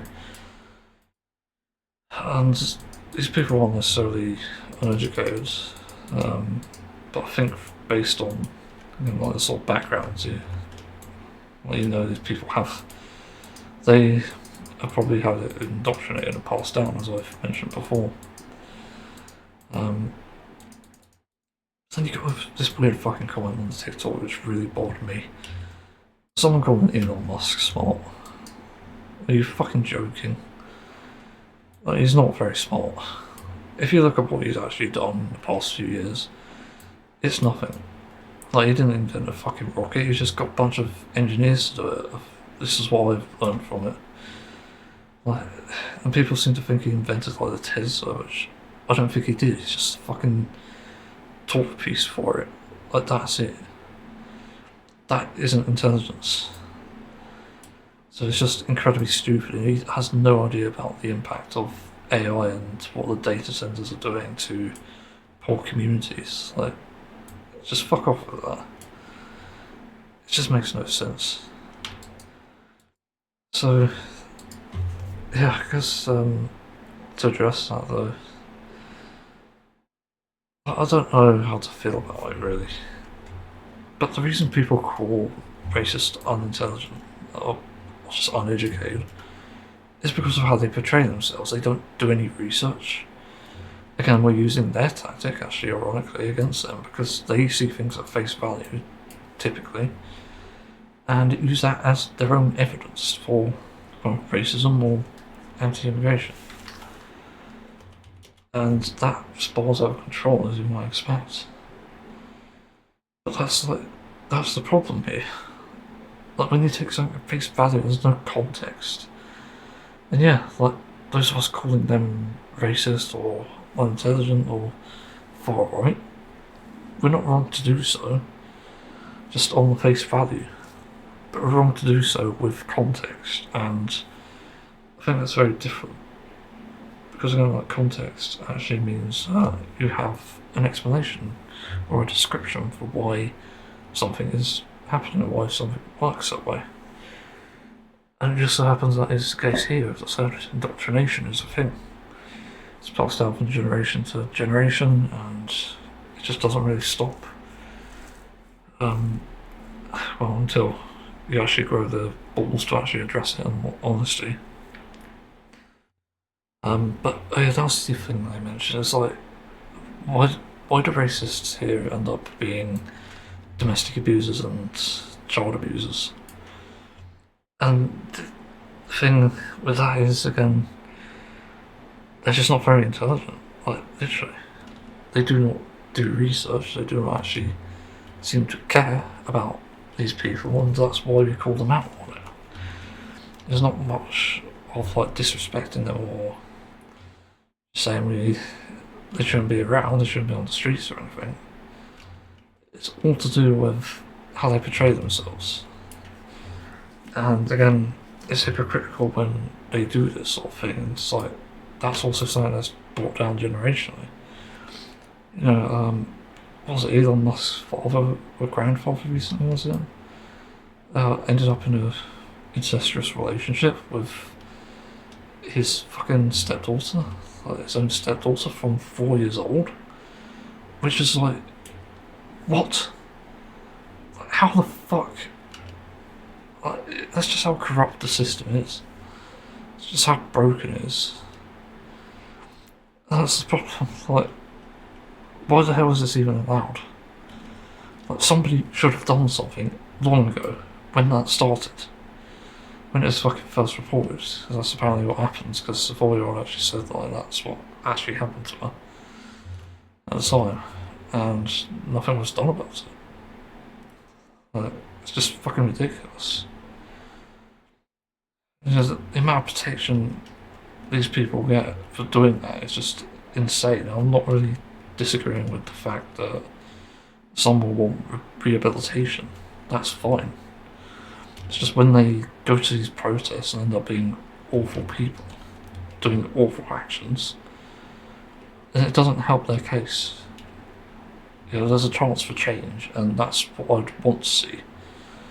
And like, not that I am, but if I was a fucking domestic abuser at some point in my life, then sure, like, if I've been arrested and been rehabilitated, then like, I'm happy with my life at the moment because I'm not doing that, and I speak out against it.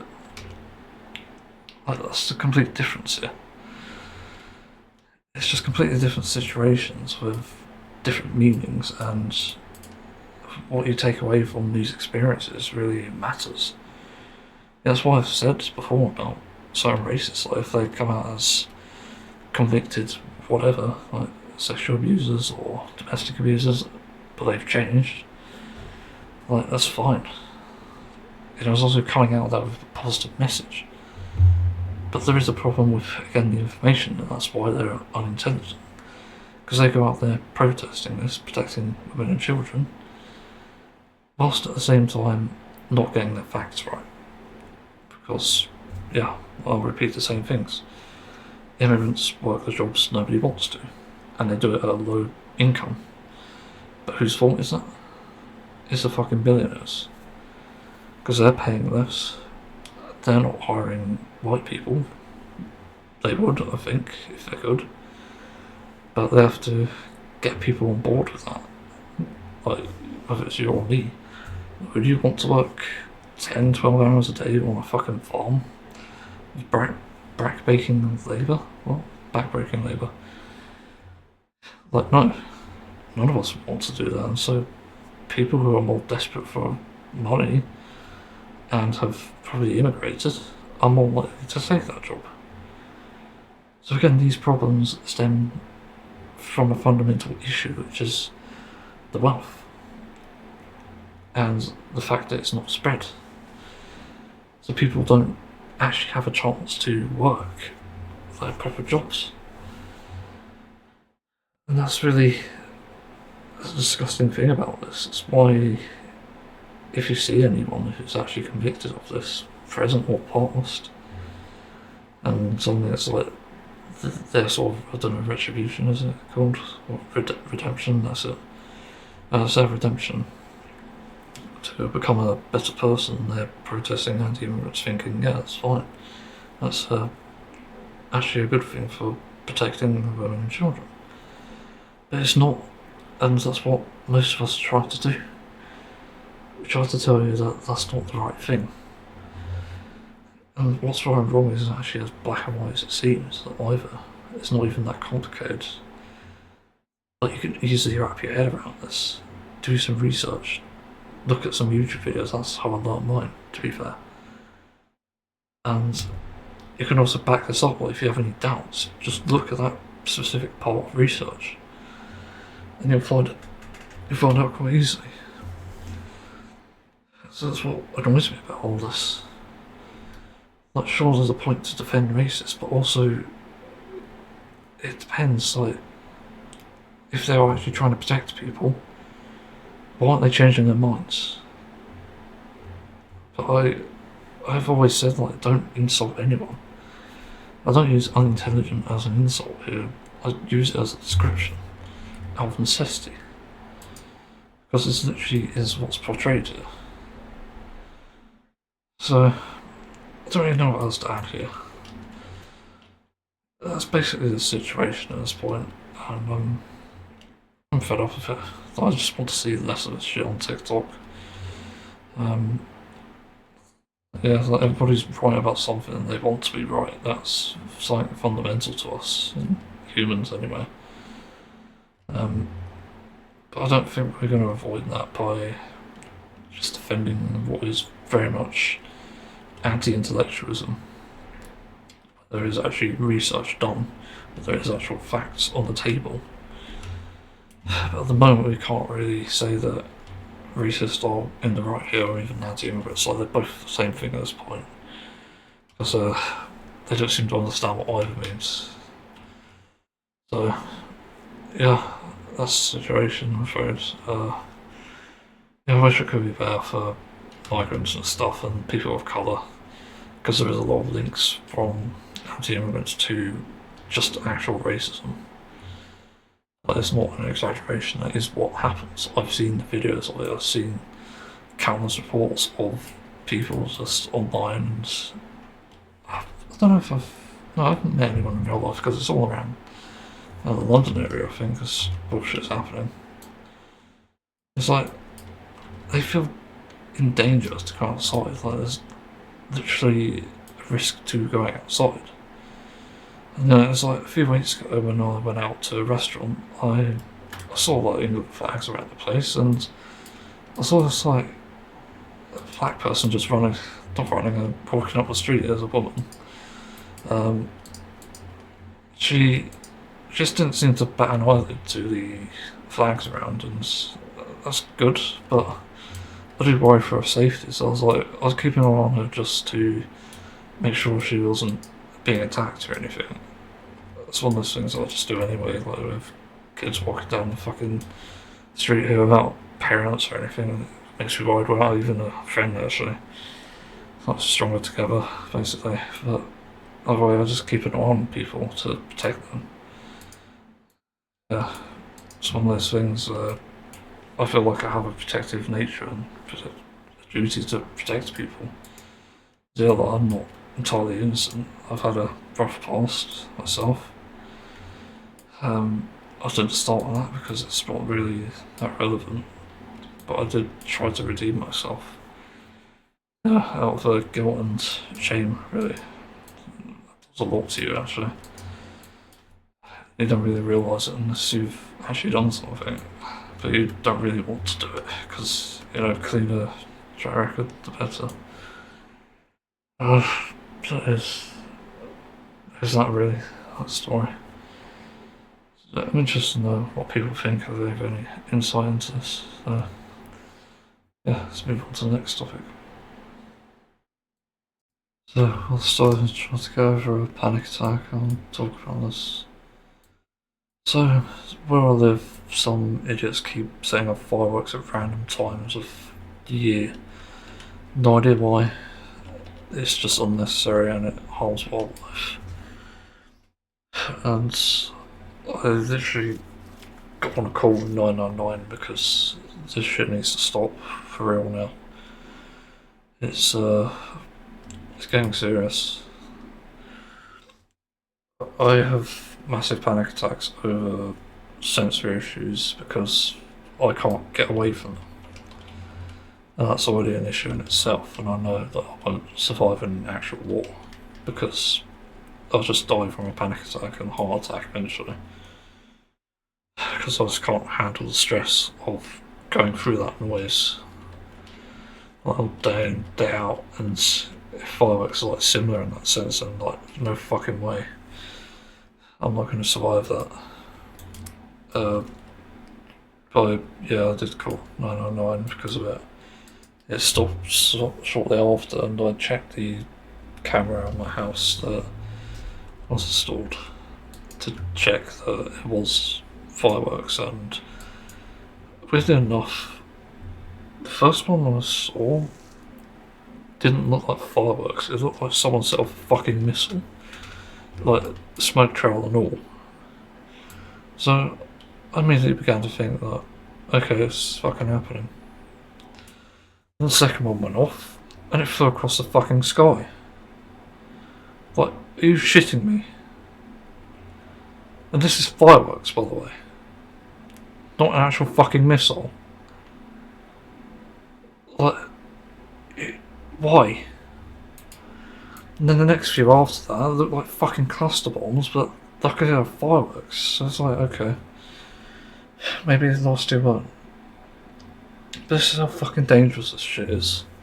I've always said fireworks is a type of firearm because it literally is. It causes real world damage, it causes environmental damage, it can kill people. So it is a firearm. It's a literal fucking explosive device in your hand. And like, if you put it underneath a car or into a fucking fuel socket, it's gonna blow it up. That's how dangerous it is. It'll light it up. So this is why it needs to be banned. I've been saying this for years. I'm not exaggerating, but I think now more than ever, it needs to fucking stop. Because this shit is going to be dangerous. People are going to hear stuff in the sky if we do end up getting into war. And we're not going to be able to determine, especially at night time, whether it's going to be a fucking firework or not. It's just going to be a game. In a sort of dystopian way as well. Like, come the fuck on. It's how incompetent this government is. Like, if this isn't addressed soon, it will just get out of hand. That's how ridiculous the situation is. So, the fireworks need to fucking stop. They need to be banned. They need to be considered a firearm, a Class A one, for that matter. Because as I said, it kills people, it can blow up shit. It's a fucking terrorist weapon. So, it needs to be banned. No debate. Well, I've got to cut this podcast short. Well, it's very long actually. It's gone on for a while. I didn't mean to get all sort of angry and dark in the areas that were there, I say. It's just, I've been doing well recently, but I have these moments where I'm just like feeling down, completely just mad about things. And it feels like I'm losing my sanity. Like the fireworks thing especially is like, God, I don't know what to do in that situation. Like, what the fuck are you supposed to do? Especially if you hear something that sounds like an explosion. Like, for fuck's sake, that's what needs to be banned. But either way, hopefully next one will be less about this shit, bullshit going on in the world, and more about just life and stuff. Yeah, thanks for listening. See you another time.